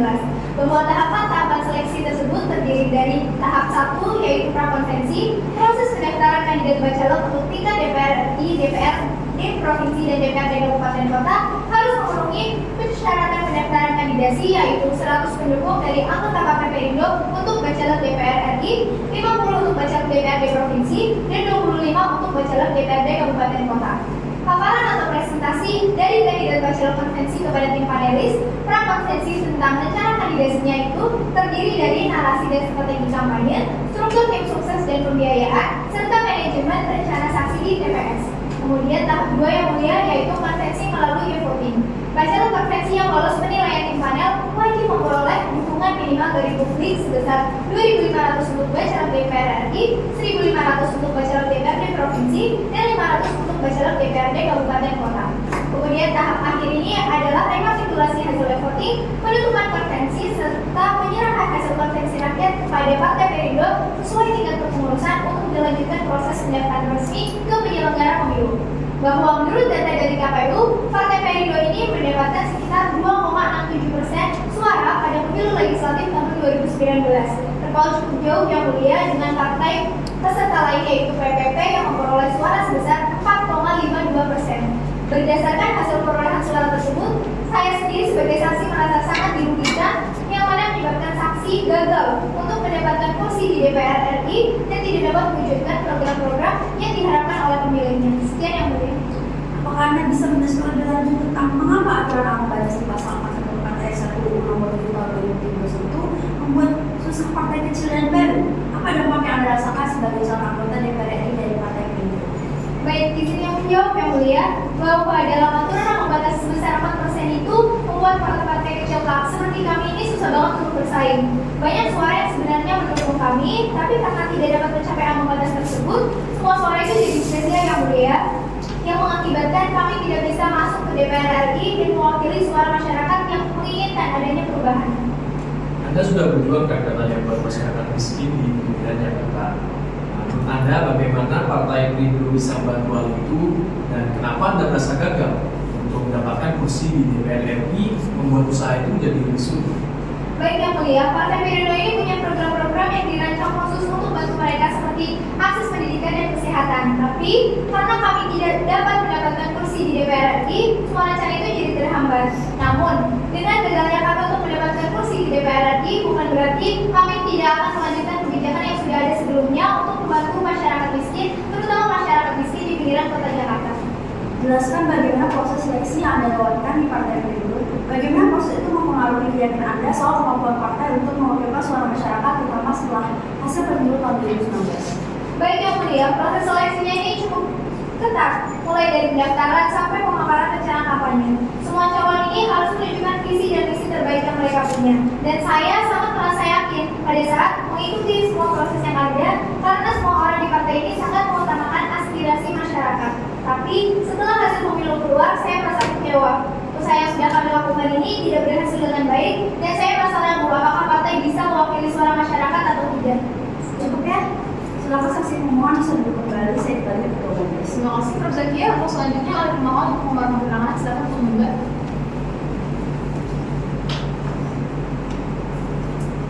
Assalamualaikum warahmatullahi wabarakatuh. Selamat pagi yang mulia dan para pihak. Terima kasih atas kesempatannya. Saya Amil Mahfud hadir di sini sebagai ahli termohon yang akan memaparkan keterangan sesuai dengan bidang keilmuan saya dalam bidang hukum tata negara dan hukum administrasi negara. Yang mulia majelis hakim, yang perlu kita garis bawahi bahwa ketentuan parliamentary threshold merupakan sebuah kebijakan hukum terbuka atau open legal policy sebagai konsensus politik pembentuk undang-undang. Kebijakan ini diperlukan untuk menyederhanakan sistem kepartaian serta mewujudkan pemerintahan presidensial yang kuat dengan ditopang oleh lembaga perwakilan yang efektif. Hal ini akan berdampak langsung terhadap berkurangnya fragmentasi politik serta membangun stabilitas pemerintahan. Yang mulia majelis hakim, kalau kita membaca pasal 28J ayat 2 konstitusi menyatakan bahwa dalam hal menjalankan hak dan kebebasan, setiap orang wajib tunduk pada pembatasan yang ditentukan oleh undang-undang demi menghormati hak orang lain, ketentuan moral, nilai agama, keamanan, serta ketertiban dalam masyarakat demokratis.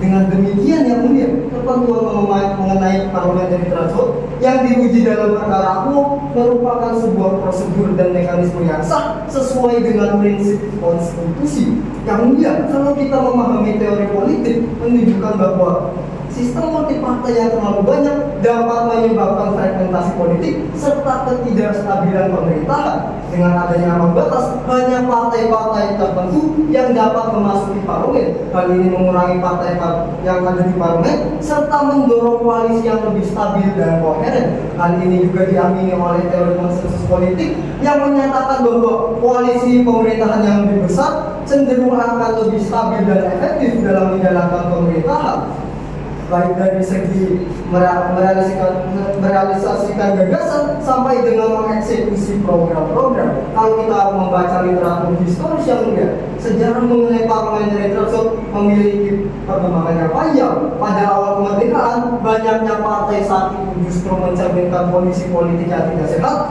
menyebabkan partai-partai gagal untuk menjalankan fungsinya. Kemudian kalau kita membaca era Orde Baru, partai kemudian disederhanakan secara langsung menjadi golongan nasionalis, agamis, dan juga golongan Golkar. Era reformasi mendobrak perkembangan partai baru untuk berkembang biak sembari tetap dibatasi oleh yang namanya electoral threshold, kemudian disempurnakan dengan parliamentary threshold.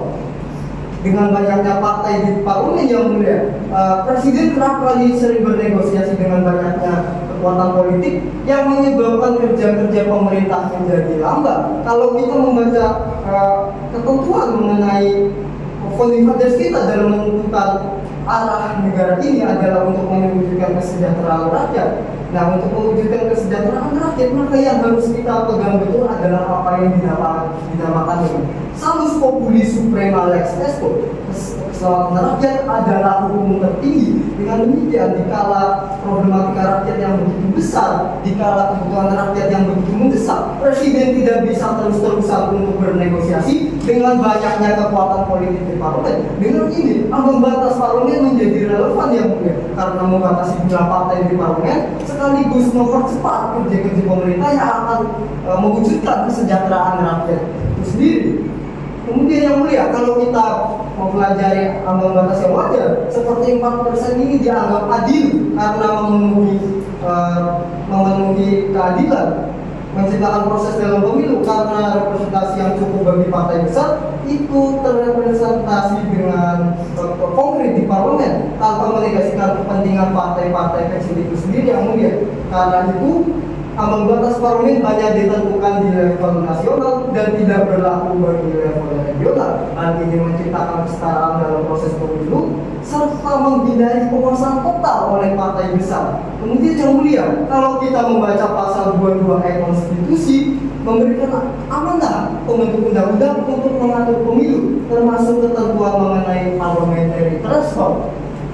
Dengan ini yang mulia, maka parliamentary threshold yang diterapkan bersenyawa dengan prinsip-prinsip konstitusi itu tersebut, seperti prinsip keadilan, kesetaraan, kemanfaatan, dan non-diskriminasi.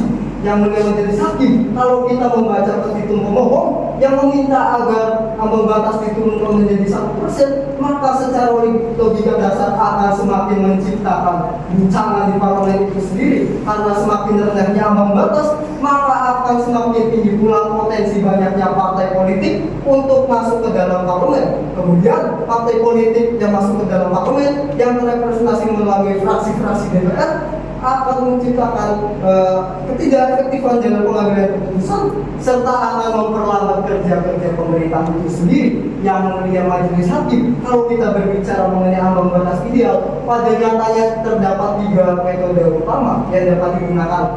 Pertama adalah metode kuota, kemudian kedua adalah metode divisor, dan ketiga adalah metode tanggal perak. Metode ketiga inilah yang kemudian paling banyak digunakan oleh berbagai negara di dunia yang didapat melalui rumus T sama dengan 75% kurung M+1 dikalikan dengan akar E, yang mana T ini adalah yang kita cari, ambang batas ideal yang kita cari, kemudian M ini adalah distrik magnitude, 75% ini adalah konstanta yang digunakan dalam rumus untuk mencerminkan kondisi parlemen yang ideal, serta E ini adalah efektivitas sistem elektoral atau dalam bahasa Inggris disebut sebagai effective number of parliamentary parties. Kalau kita masukkan ke dalam realitas politik kita yang mulia, jadi T sama dengan 75% M+1 dikalikan dengan data dari effective number of parliamentary kita 3,69 jadi hasilnya menjadi 4% sesuai dengan ambang batas yang diterapkan oleh Dewan Perwakilan Rakyat yang saat ini berlaku. Saya tekankan lagi yang mulia bahwa ambang batas yang saat ini berlaku yang sebesar 4% itu merupakan ambang batas yang wajar serta ideal dan sama sekali tidak bertentangan dengan prinsip konstitusi. Sekian yang bisa saya sampaikan. Semoga apa yang telah saya sampaikan dapat bermanfaat bagi kita semua. Terima kasih yang mulia. Nah, ya Pak Mirul, apa pengalaman profesional yang relevan dengan isu parliamentary threshold ini? Baik yang mulia, saya memiliki pengalaman di bidang hukum tata negara dan hukum administrasi negara. Dalam kapasitas ini, saya telah terlibat dalam kajian dan analisis mengenai regulasi pemilu, termasuk ketentuan mengenai parliamentary threshold, serta telah memberikan berbagai pendapat hukum dalam konteks judicial review pada pemilu di Indonesia. Baik, Pak Mirul, coba Anda jelaskan bagaimana penerapan titik ini dapat mempengaruhi partai-partai kecil dalam konteks pemilihan umum. Baik yang mulia, penerapan parliamentary threshold memang dapat memberikan tantangan bagi partai kecil karena ia harus memperoleh suara tertentu untuk diikutkan dalam konversi suara ke parlemen. Namun yang mulia, ambang batas ini juga berfungsi untuk memastikan bahwa partai yang mewakili di parlemen memang benar-benar memiliki dukungan yang substansial dari pemilih, menghindari dominasi partai kecil yang mungkin tidak memiliki representasi yang relevan di tingkat nasional. Sekian. Pertanyaan dari saya selanjutnya, coba Anda rekomendasikan perubahan dalam ketentuan titik ini apa yang akan Anda sarankan? Baik yang mulia, saya akan menyarankan agar parliamentary threshold tetap pada angka yang wajar dan ideal seperti 4% sesuai dengan perhitungan yang telah saya paparkan barusan untuk memastikan keseimbangan antara representasi bagi partai kecil dan efektivitas dalam pengambilan keputusan. Namun yang mulia mungkin ke depan perlu ada kajian lebih lanjut untuk melihat dampak parliamentary threshold terhadap partai-partai baru. Sekian yang mulia. Baik, untuk selanjutnya dari pihak pemohon, apakah ada yang ingin ditanyakan? Ada yang mulia. Saudara ahli, apakah Anda tidak melihat bahwa adanya ambang batas ini akan menciptakan ketidakadilan bagi partai-partai politik baru yang ingin berpartisipasi dalam pemilu? Ambang batas memang dirancang untuk menciptakan stabilitas politik dan pemerintahan. Meskipun ada tantangan bagi partai baru, namun ambang batas juga dikhususkan untuk mereka partai yang memiliki dukungan yang nyata dari pemilih atau dari konstituen untuk terlibat lebih konkret dalam proses politik. Baik, saudara ahli, bagaimana saudara menanggapi argumen bahwa batas parlemen yang tinggi justru membutuhkan partai-partai besar dan memberikan representasi politik yang lebih luas? Ya, sebetulnya bukan ambang batas yang tinggi pemohon, tapi ambang batas ideal. Ambang batas ideal ini kemudian memang bisa menguntungkan partai-partai besar. Namun di sisi lain, hal ini juga mendorong partai-partai untuk berkoalisi dan juga bekerja sama. Dengan demikian, meskipun ada resiko, ambang batas merupakan instrumen paling mutakhir untuk menciptakan sistem ketatanegaraan yang ideal. Baik, kemudian saudara ahli, bagaimana saudara menjelaskan bahwa parliamentary threshold sejalan dalam proses demokrasi yang mendebatkan partisipasi dari berbagai elemen masyarakat? Parliamentary threshold dapat dipandang sejalan dengan prinsip demokrasi karena ia memastikan bahwa partai yang terwakili di parlemen memang benar-benar memiliki dukungan yang signifikan dari konstituennya. Hal ini menghindari dominasi partai kecil yang tidak memiliki representasi yang relevan, bahkan mungkin bisa disebut sebagai partai radikal. Hal ini juga menciptakan stabilitas efektivitas pemerintahan serta stabilitas dalam pemerintahan. Apakah sudah menjawab saudara? Baik, terima kasih dari kami cukup ya Mulia. Cukup ya, terima kasih untuk paparan penjelasan dari saudara Anda, saudara saksi mungkin bisa untuk mempertimbangkan keputusan sedang proses dulu Profesi Dina. Terima kasih Prof. Dari untuk sidang selanjutnya, bagaimana kira-kira Pak ada jadwal kosong? Hari yang pertama tanggal 29 Februari. Baik, kalau begitu sidang akan dilanjutkan kembali pada tanggal 29 Februari tahun 2012 pukul 30 dengan agenda menanggapi keputusan sidang. Dengan ini sidang dinyatakan selesai dan ditutup. Sidang perkara nomor 116 garis miring PUU garis miring nomor 21 garis miring 2003 sidang dinyatakan dibuka dan terbuka untuk umum. Selamat pagi semuanya, saya berterima kasih semuanya. Untuk hari ini tadi pihak sudah di bagian keperluan, jadi tidak perlu mengulangi kembali.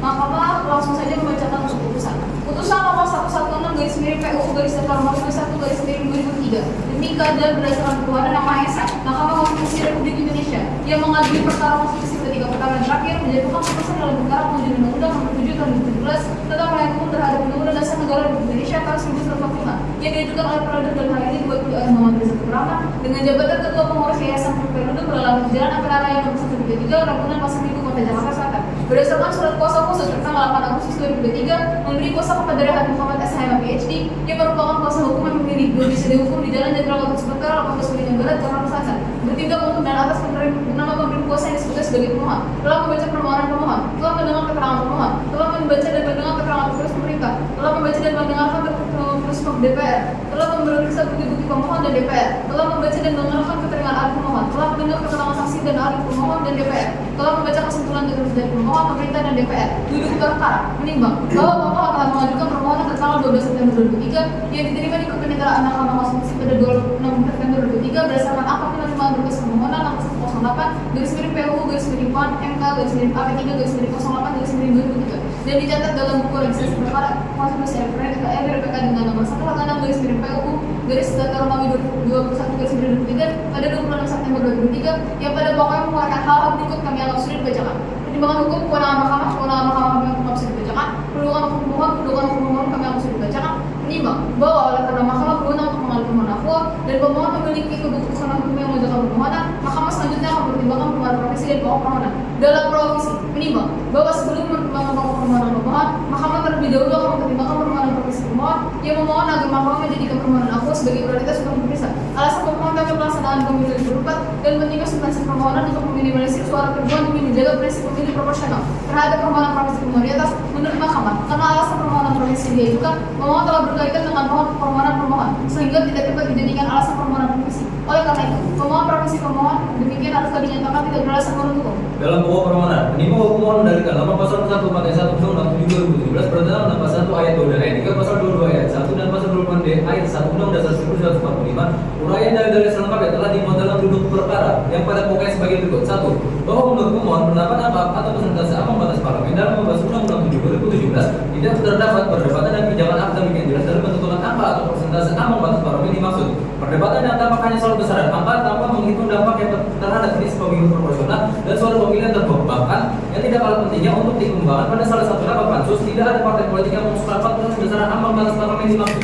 2. Bahwa menurut pemohon jumlah partai politik di parlemen tidak dapat menjadi satu-satunya alat ukur dalam membuat kategorisasi sistem kepartaian. Dalam hal ini, besaran kursi yang dimiliki partai politik juga menjadi salah satu indikator penting dalam membentuk sistem kepartaian karena interaksi antar partai yang menjadi definisi sistem kepartaian dipengaruhi oleh relevansi atau persentase jumlah kursi yang dimiliki partai politik di parlemen. Sehingga sekalipun terdapat banyak partai politik di parlemen, terdapat konsentrasi kursi mayoritas dikuasai oleh dua partai, maka dapat diklasifikasikan ke dalam sistem dua partai.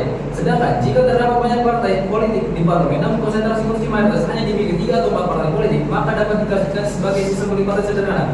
3. Bahwa menurut pemohon ambang batas parlemen tidak cukup efektif dalam menyederhanakan sistem kepartaian di Indonesia dengan menggunakan faktor interaksi antar partai yang menjadi definisi sistem kepartaian dipengaruhi oleh relevansi atau konsentrasi jumlah kursi yang dimiliki partai politik di parlemen. Merujuk hasil pada pemilu sejak reformasi pemilu 1999 yang sama sekali tidak menerapkan ambang batas parlemen justru menghasilkan sistem multi partai sederhana. Sementara itu, hasil pemilu menggunakan ambang batas parlementer yaitu pemilu 2009 2009, 2014, dan juga 2019 yang masing-masing dengan ambang batas parlemen pemilu DPR 2,5%, 3,5% dan juga 4% justru menghasilkan sistem multi-partai ekstrim. Akibatnya, ketiga pemilu dimaksud menciptakan proporsionalitas hasil pemilu yang disebabkan ambang batas parlemen yang tidak dihitung secara terbuka, akurat dan transparan, tentu mengakibatkan sistem pemilu proporsional menjadi tidak pasti. 4. Bahwa menurut pemohon, ketentuan ambang batas parlemen sebagaimana kebijakan hukum pembentuk undang-undang adalah hal yang konstitusional dan tidak dapat pula dihilangkan. Akan tetapi, persoalan menjadi mendasar yang perlu dipastikan dalam merumuskan ambang batas parlemen adalah memperhatikan prinsip proporsionalitas hasil pemilu sebagai konsekuensi pemilu yang diatur di Indonesia, yaitu sistem pemilu proporsional. 5. Bahwa menurut pemohon, ambang batas parlemen mesti dirancang dengan rumusan yang terukur, rasional dan terbuka, sehingga tidak hanya bertujuan untuk menyeleksi partai politik yang akan diikutkan di dalam proses konversi suara menjadi kursi, akan tetapi juga sangat penting untuk memperhatikan bagaimana agar suara pemilih yang terbang sekecil mungkin. Hal ini sejalan dengan prinsip pemilu proporsionalitas, bahwa semakin kecil suara yang terbuang maka representasi pemilih semakin terwakili di lembaga perwakilan dan semakin proporsional pula hasil pemilu. Nah, bahwa menurut pemohon pengaturan ambang batas parlemen sebesar 4% ternyata secara nyata faktor lepas sebelum menjadi tidak proporsional ada hasil pemilu yang tidak proporsional dapat konsistensi akan regulasi dan kondisi faktor perhitungan proporsionalitas hasil pemilu terlalu dengan tingginya presentasi suara pemilih yang tidak terwakili di DPR menyebabkan tidak pasti hukum yang tidak diperbolehkan oleh pasal 2 ayat 1 dan pelanggaran terhadap prinsip negara hukum sebagaimana dijamin oleh pasal 1 ayat 3 UUD 1945 tentu tidak memberikan keadilan pemilu sebagaimana dijamin dalam pasal 2 ayat 1 UUD 1945 berdasarkan dalil di atas pemohon kepada Mahkamah Agung menyatakan pasal 414 ayat 1 UUD 2017 sepanjang pasal koalisi 4% dari jumlah suara secara nasional bertentangan dengan UUD 1945 dan tidak memiliki kekuatan hukum mengikat sepanjang tidak dimaknai partai politik peserta pemilu harus memenuhi ambang batas perolehan suara efektif secara nasional untuk diikutkan dalam penentuan perolehan suara anggota DPR dalam misalnya sebagai berikut. A. Bilang 75% dibagi rata-rata daerah pemilihan di tahun tertentu dan dikali dengan angka buka daerah pemilihan. B. Dalam hal sebagai besar ambang batas parlemen sebagaimana dimaksud huruf A menghasilkan bilangan desimal dan pembulatan. Menimbang bahwa untuk membuktikan dalil-dalilnya pemohon telah mengajukan alat bukti surat tulisan yang diberikan dari kutipan 1 sampai 6 kutipan 9 dan mengajukan satu orang ahli bernama Fauzul Nur Arsyid yang telah menyerahkan keterangan tertulis diterima mahkamah pada tanggal 8 Desember 2003 dan telah didengar keterangannya dalam persidangan mahkamah pada tanggal 11 Desember 2003. Selain itu, pemohon juga mengajukan satu orang saksi bernama dari Fatul Hidayat telah menyerahkan keterangan tertulis diterima mahkamah pada tanggal 11 Desember 2004 dan telah didengar keterangan dalam persidangan mahkamah pada tanggal 20 Januari 2004. Pemohon juga telah menyerahkan kesimpulan tertulis diterima mahkamah pada tanggal 30 Januari 2004. Menimbang bahwa DPR telah menyerahkan keterangan tertulis diterima mahkamah pada tanggal 9 November 2003 dan didengar keterangannya dalam persidangan mahkamah pada tanggal 20 November 2003. Untuk membuktikan dalil-dalilnya, DPR telah mengajukan alat bukti surat tulisan yang diberi tanda PD 1 sampai dengan PD 6 dan mengajukan satu orang ahli bernama Abdul Mahfud yang telah menyerahkan keterangan tertulis dari mahkamah pada tanggal 1 Januari 2004 dan telah didengar keterangannya dalam persidangan mahkamah pada tanggal 20 Januari 2004. Selain itu, DPR juga mengajukan satu orang saksi bernama Lili Fatul Hidayat telah menyerahkan keterangan tertulis dari mahkamah pada tanggal 8 Desember 2003 dan telah didengar keterangannya dalam persidangan mahkamah pada tanggal 11 Desember 2003. DPR juga telah menyerahkan kesimpulan tertulis dari mahkamah pada tanggal 31 Januari 2004. Menimbang bahwa pemerintah telah menyerahkan keterangan tertulis yang diterima mahkamah pada tanggal 13 November 2023 dan telah pula dibenarkan keterangannya dalam persidangan mahkamah pada tanggal 20 November 2023. Pemerintah juga telah menyerahkan kesimpulan tertulis yang diterima mahkamah pada tanggal 30 Januari 2024. Menimbang bahwa setelah membaca dan memeriksa secara bersama permohonan pemohon dalam alat bukti surat tulisan ahli dan saksi serta kesimpulan keterangan DPR alat bukti surat tulisan ahli dan saksi serta kesimpulan dan keterangan serta kesimpulan pemerintah, Mahkamah selanjutnya mempertimbangkan pokok permohonan pemohon. Menimbang bahwa sebelum lebih jauh pertimbangan pokok permohonan pemohon, Mahkamah akan menguraikan lebih dahulu pengaturan ambang batas suara atau threshold dalam pemilihan anggota DPR dan DPRD sebagaimana telah ditentukan dalam Undang-Undang Nomor 3 Tahun 1999 tentang pemilihan umum sebagaimana telah diubah dengan Nomor 3 tahun UU Nomor 4 Tahun 2000 tentang perubahan atas UU Nomor 3 Tahun 1999 tentang pemilihan umum, UU Nomor 12 Tahun 2003 tentang pemilihan umum anggota DPR, DPRD dan DPRD, UU Nomor 10 Tahun 2008 tentang pemilihan umum anggota DPR, DPD dan DPRD, dan yang berlaku sekarang ini dalam UU Nomor 7 Tahun 2017. Selain itu akan diuraikan pertimbangan hukum Mahkamah dalam putusan-putusan pengujian konstitusionalitas terkait ambang batas suara dalam pemilu anggota DPR dan DPRD, bagaimana diatur dalam Undang-Undang tentang pemilu. Menimbang bahwa parliamentary threshold kembali dilakukan dan menaikkan presentasinya pada pemilu 2019. Dalam hal ini pasal 414 ayat 1 Undang-Undang Nomor 7 Tahun 2017 pada akhirnya menyatakan partai politik serta pemilu harus menggunakan batas perolehan suara paling sedikit 4% dari jumlah suara dan sah secara nasional untuk diikutkan dalam penentuan perolehan kursi anggota DPR. Konsekuensinya partai politik peserta pemilu yang tidak memenuhi ambang batas perolehan suara sebagaimana dimaksud dalam pasal 1 ayat 1 nomor 7 tahun 2017 maka tidak disertakan pada penghitungan perolehan kursi DPR di setiap daerah dunia. Menimbang bahwa setelah mengeluarkan pengaturan ambang batas suara dalam pemilihan umum anggota DPR atau DPRD, baik dengan elektoral threshold maupun parliamentary threshold serta putusan mahkamah yang terkait sebagaimana telah diberikan dalam paragraf di atas, manusia mahkamah akan mempertimbangkan dalil pemohon yang menilai penentuan besaran angka atau persentase pembatas parlemen paling sedikit 4% dari jumlah suara sah secara nasional yang menurut pemohon tidak didasarkan pada basis total dan akademik yang jelas, sehingga tidak dapat dipertanggungjawabkan secara konstitusional dan tidak memiliki kepastian hukum. Oleh karena yang bertentangan dengan Undang-Undang Dasar 1945, menurut mahkamah sekalipun yang hendak diuji konstitusionalitasnya adalah besaran angka atau persentase pembatas parlemen paling sedikit 4%, namun secara substansi pemohon sekaligus berupaya menguji konstitusionalitas rezim ambang batas dalam pemilihan umum anggota DPR. Nimbang bahwa berdasarkan pertimbangan hukum di atas, menurut mahkamah penentuan besaran angka atau persentase ambang batas parlemen yang tidak didasarkan pada metode dan hukum yang memadai secara nyata telah menimbulkan disproporsionalitas hasil pemilu karena tidak proporsionalnya jumlah kursi di DPR dengan suara sah secara nasional. Padahal sesuai dengan pertimbangan hukum putusan Mahkamah Konstitusi nomor 3/PMPU/7/2009 sebagaimana dikutip di atas, kewenangan membentuk undang-undang dalam penentuan ambang batas parlemen termasuk besaran atau presentase dapat dibenarkan sepanjang tidak bertentangan dengan hal politik kedaulatan rakyat dan rasionalitas. Namun secara faktual prinsip-prinsip tersebut telah mensidirai karena berakibat banyak suara pemilih yang tidak dapat dikonversi menjadi kursi di DPR sehingga menciptakan disproporsionalitas sistem pemilu proporsional yang dianut. Hal demikian disadari atau tidak, baik langsung atau tidak, telah mensidirai makna kedaulatan rakyat, prinsip keadilan pemilu, dan kepastian hukum yang adil bagi semua kontestan pemilu termasuk pemilih yang menggunakan hak pilih. Berdasarkan hal tersebut, dari pemohon yang pada pokoknya menyatakan ambang batas parlemen dan atau besaran angka atau persentase batas parlemen yang tidak disusun sesuai dengan dasar metode dan argumen yang memadai pada dasarnya dapat dipahami oleh mahkamah. Menimbang bahwa sekalipun mahkamah telah menyatakan dari pemohon pada pokoknya menghendaki ambang batas parlemen dan atau besaran angka atau persentase ambang batas parlemen yang tidak disusun sesuai dengan dasar metode dan argumen yang memadai pada dasarnya dapat dipahami. Namun mahkamah tetap pada pendirian bahwa ambang batas parlemen dan atau besaran angka atau persentase ambang batas parlemen merupakan sejakan dokumen terdekat pembentukan undang-undang. Badan penentuan tersebut menggunakan dasar metode dan argumen yang memadai sehingga mampu memastikan disproporsionalitas antara suara sah dan pemilihan kursi di DPR. Sekaligus memperkuat penundaan partai politik, artinya ini penundaan partai politik DPR tidak boleh berbenturan dengan keharusan menjaga prinsip proporsionalitas hasil pemilihan dengan ketentuan jumlah kursi di DPR. Memang bahwa berkenaan dengan di atas, mahkamah berpendapat berkenaan dengan ambang batas parlemen bermain ditentukan dalam norma pasal 114 ayat 1 Undang-Undang Nomor 7 Tahun 2007 perlu segera dilakukan perubahan dengan memperhatikan hal berikut. 1. Didesain untuk digunakan secara benar. 2. Perubahan norma ambang batas parlemen termasuk saran angka persentase ambang batas parlemen dimaksud tetap dalam hingga menjaga proporsionalitas sistem pemilu proporsional terutama untuk mencegah besaran jumlah suara yang tidak dapat diperoleh dari kursi DPR. 3. Perubahan harus ditempatkan dalam rangka mewujudkan penyelenggaraan partai politik. 4. Perubahan telah selesai sebelum dimulainya tahapan pemilu 2029. Dan 5. Perubahan melibatkan semua kalangan yang memiliki perhatian terhadap penyelenggaraan pemilihan umum dengan menerapkan prinsip partisipasi publik yang merupakan termasuk melibatkan partai politik secara pemilih yang tidak memiliki perwakilan di DPR. Menimbang bahwa dalil pemohon yang menyatakan adanya persoalan konstitusionalitas terhadap norma pasal 414 ayat 1 Undang-Undang Nomor 7 Tahun 2017 sepanjang berkaitan dengan tata cara penentuan ambang batas parlemen dan besaran angka atau persentase ambang batas parlemen tidak berdasarkan pada metode dan argumen yang memadai dapat dibuktikan. Namun terhadap petitum pemohon yang menghendaki adanya pemaknaan terhadap norma APO menjadi partai politik peserta pemilu harus memenuhi ambang batas perolehan suara efektif secara nasional untuk diikutkan dalam penentuan perolehan suara anggota DPR dengan ketentuan besaran sebagai berikut.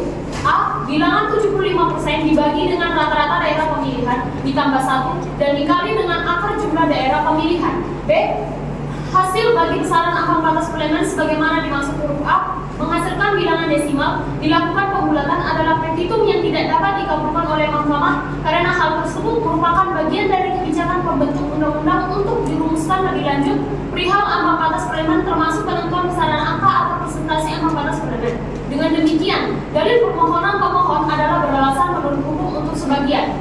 Menimbang bahwa oleh karena dalil permohonan pemohon beralasan menurut hukum untuk sebagian namun berkenaan dengan norma APO adalah masuk konstitusionalitas untuk menyelesaikan tahapan penyelenggara pemilu DPR 2024 dan sebagai konsekuensi yuridisnya norma pasal 414 ayat 1 Undang-Undang Nomor 7 Tahun 2017 haruslah dinyatakan konstitusional bersyarat sepanjang hasil pemilu DPR 2024 tidak diberlakukan untuk hasil pemilu DPR 2029 dan pemilu berikutnya kecuali setelah tidak dilakukan perubahan terhadap norma ambang batas parlemen dan besaran angka atau persentase ambang batas parlemen. Menimbang bahwa berdasarkan seluruh uraian pertimbangan hukum di atas, ternyata ketentuan pasal 414 ayat 1 Undang-Undang Nomor 7 Tahun 2017 tidak sejalan dengan prinsip kedaulatan rakyat, keadilan pemilu, dan kepastian hukum yang dijamin dalam pasal 1 ayat 2, pasal 22E ayat 1, dan pasal 28D ayat 1 Undang-Undang Dasar 1945, sebagaimana yang didalilkan oleh pemohon. Dengan demikian, dalil pemohon adalah beralasan menurut hukum untuk sebagian menimbang bahwa terhadap hal-hal lain tidak dipertimbangkan lebih lanjut karena dinilai tidak ada relevansinya. Konklusi, berdasarkan totalitas fakta dan bukti sebagaimana diuraikan di atas, Mahkamah berkesimpulan: 1. Mahkamah berwenang mengambil permohonan aktual. 2. Permohonan provisi tidak beralasan menurut hukum. 3. Pemohon memiliki kedudukan untuk mengajukan permohonan aktual berdasarkan Undang-Undang Dasar Negara Republik Indonesia tahun 1945, Undang-Undang Nomor 24 tahun 2003 tentang Mahkamah Konstitusi sebagaimana telah diubah terakhir dengan Undang-Undang Nomor 7 tahun 2020 tentang perubahan ketiga atas Undang-Undang Nomor 24 tahun 2003 tentang Mahkamah Konstitusi, Lembaga Negara Republik Indonesia tahun 2020 Nomor 219 tambahan Lembaga Negara Republik Indonesia Nomor 524 dan Undang-Undang Nomor 48 tahun 2009 tentang kekuasaan kehakiman, Lembaga Negara Republik Indonesia tahun 2009 Nomor 147 tambahan Lembaga Negara Republik Indonesia Nomor 576.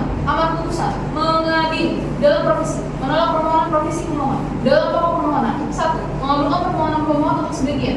2. Menyatakan norma pasal 414 ayat 1 Undang-Undang Nomor 7 tahun 2017 tentang pemilihan umum, Lembaga Negara Republik Indonesia tahun 2017 Nomor 182 tambahan Lembaga Negara Republik Indonesia Nomor 6109 adalah konstitusional sepanjang tetap berlaku untuk pemilu DPR 2024 dan konstitusional bersyarat untuk dilakukan pada pemilu DPR 2019 dan pemilu berikutnya sepanjang telah dilakukan perubahan terhadap norma ambang batas parlemen serta besaran angka representasi ambang batas parlemen dan berkewenangan pada persyaratan yang telah ditentukan. Memerintahkan pembuatan keputusan ini dalam berita negara Indonesia sebagaimana semestinya. Menolak permohonan pemohon untuk selain dan selebihnya. Demikian diputus dalam permusyawaratan hakim oleh Majelis Hakim Konstitusi Indonesia Indonesia selaku Ketua Merapat Anggota Ferry Hakim, Miladi Kia Ahmas, Zakia Zikra Ismail, Yusuf Yufra Yogi, Fazal Fatul Nadif, Fiagin Etu Namanturwa masing-masing sebagai anggota pada hari Senin tanggal 5 bulan Februari tahun 2024 yang diucapkan dengan sidang pleno Mahkamah Konstitusi terbuka untuk umum pada hari Kamis tanggal 29 bulan Februari tahun 2024 selesai diucapkan pada pukul 12.63 waktu Indonesia Barat oleh 7 hakim konstitusi yaitu disentralisasi selaku Ketua Merapat Anggota Ferry Hakim, Miladi Kia Ahmas, Zakia Zikra Ismail, Yusuf Suprayogi, Fazal Fatul Nadif, dengan dibantu oleh Dinda Aristia Kamaswari sebagai panitera pengganti dengan dihadiri oleh pemohon kuasanya, Dewan Perwakilan Rakyat apa yang mewakili dan pemerintah apa yang mewakili. Perlu diketahui bahwa putusan ini bersifat mengikat sehingga tidak ada lagi upaya tambahan yang harus ditempuh. Selanjutnya, demikian sidang perkara nomor 116/PU/21/2023 dengan acara pengucapan putusan saya nyatakan selesai dan ditutup.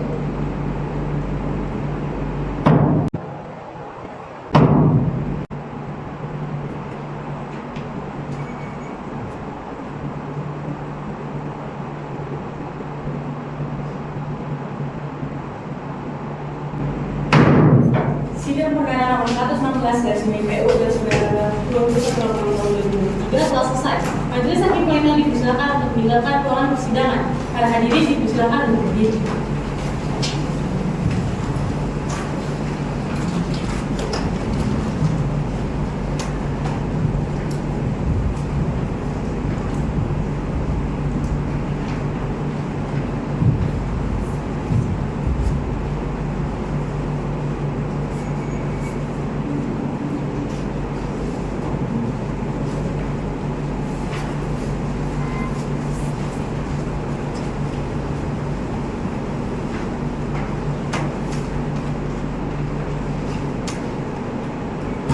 Demikian simulasi persidangan Mahkamah Konstitusi perkara nomor 116/PU/21 Romawi tahun 2023 telah selesai ditampilkan. Kami ucapkan terima kasih. Wassalamualaikum warahmatullahi wabarakatuh.